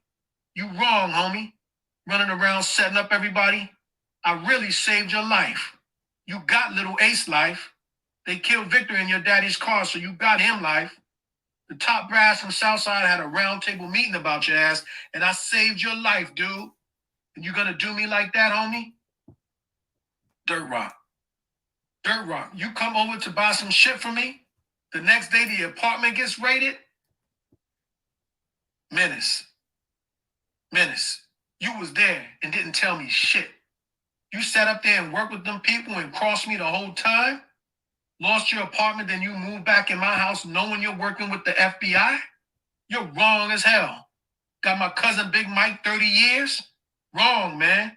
Now you running around babying them in New Orleans talking about you ain't did nothing. That's why you're snorting all that fucking coke. You know what the fuck you did. You didn't even have enough heart to come and tell me like a man? You thought you got away, dude? Uchi. The federal agent was sitting up there talking like you, but you were my best friend. I have been knowing you since 1965. I know you've passed away, but that was wrong, homie. They followed you around for 2 months, busted you, and you didn't tell me shit. C-Ray, you get caught in Ohio with 3 gallons of PCP and a kilo of cocaine and only did a year and a half? The minimum sentence for getting caught with 3 gallons of water is at least 20 years. According to the federal sentencing guidelines in their point system, 3 gallons of water gets you 38 points. The first line on the sentencing guidelines for getting busted with that is 20 years. 3 gallons of water and you only do a year and a half? You've been snitching the whole time. When you got raided on the Biggie Smalls raid, you're the only one they raided that knew the inner workings of our business like that. I knew you were snitching. You told them everything, dude. You're wrong, homie. Now you're sitting up there around my family acting like you ain't did shit. Bitch, you know what you did. Then you have the nerve to ask my son, is everything cool? Nigga, it will never be cool, nigga. You fucked up our life, bitch. Then you got on TV and said the dog had the gun in his mouth. No, homie. I got the Freedom of Information Act paperwork. The gun came out of the flower pot in your back house when they raided you in 2001. You can get on TV and say what you want to say. You know the truth. I was real good to you. I had your back and all that, homie. When dudes didn't want you around, I told you to come on, nigga, I had you. The Reaper. Reaper, sit up there in fucking prison and do your fucking time. Trying to get a transfer on me. Come on, homie, you're wrong, homie. Then you talk about, I don't send you anything. Of course I won't send you anything. You did a lot of foul shit. The first day I went to the feds, the day before Lane got killed, the feds told me how you set us up for a robbery. They had your grandmother's phone tapped. I know everything about your ass. You're a snake. Out of towners. You niggas out there in Virginia, one named Pete in Richmond, Virginia, nigga, you don't even know anything about me. And you out there snitching on me. You don't know me, Pedro Hernandez and Geno Smith out there in Virginia Beach. I know Dirt Rock and Tucker went out there and set your ass up.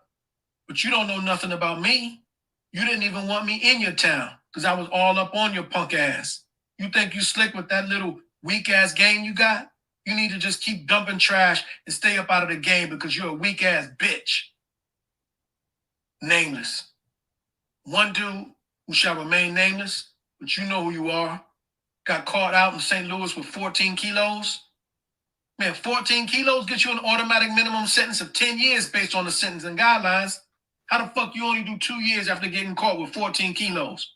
It would take an act of Congress to get off that shit, unless you're cooperating with the government. Boss man. Boss man, you kind of did me wrong too. You teach me some shit, but it seemed like you teach me to beat me. Then you go around saying Keefe D snitching. I saved your life. You and the dude I introduced you to. I saved both your lives. They had your asses punished. You just don't know, bro. But it was behind me. They had all of us. Boss man, you already know how they can come in and destroy your life. I chose to save lives rather than destroy lives. I saved 48 people from getting indicted. The Fed sent some dude from DC to get me, and y'all simply fell into the pot that was already cooking. When you got out, you fell right in like a big target. It seemed like they were waiting for that to happen.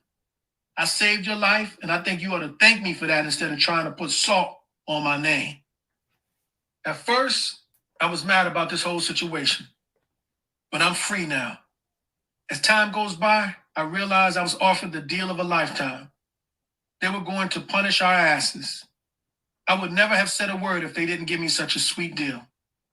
I didn't have to do a day of time, save 48 people's lives, and I didn't tell on anybody but myself because everybody else was already dead.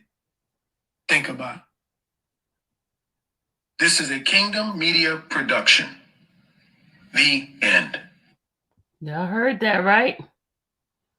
That was it. But look, I was gonna get hold on a second. I have something else I want to pull off for you. Hold on one second. I want y'all to listen to something.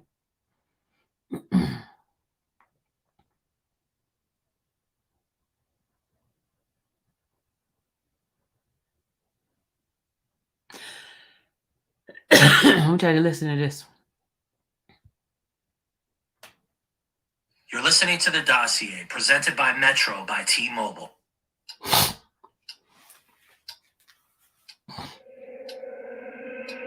Any homicide investigator will tell you that in pursuit of closing a cold case, you need to track down every lead, every theory, and every shred of evidence.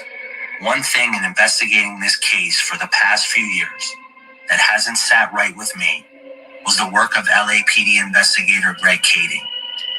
He made a documentary and printed a book claiming to solve both the murders of Tupac and Biggie.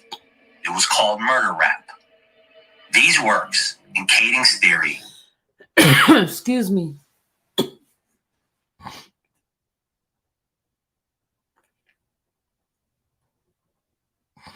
Hold on a second.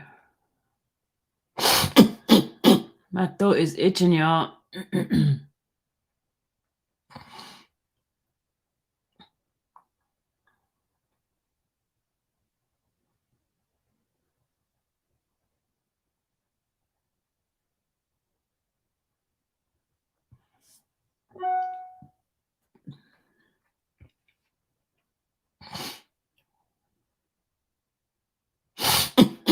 Sorry. My throat is itching so bad.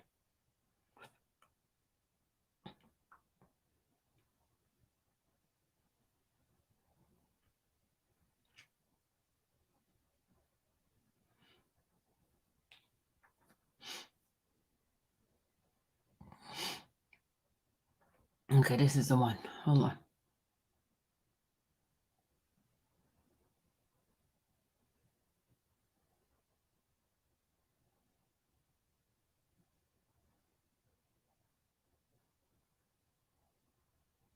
This podcast is part of the Sports Social Podcast Network.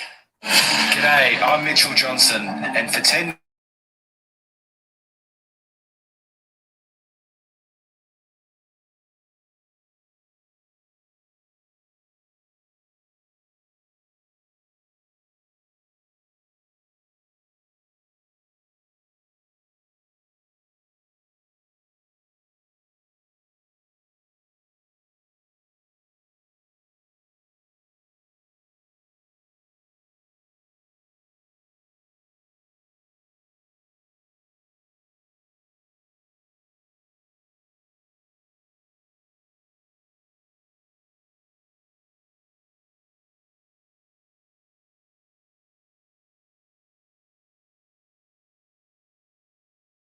didn't come on the case until 2006. So yeah, approximately 9 years after BIG was killed is when I began to work on the investigation.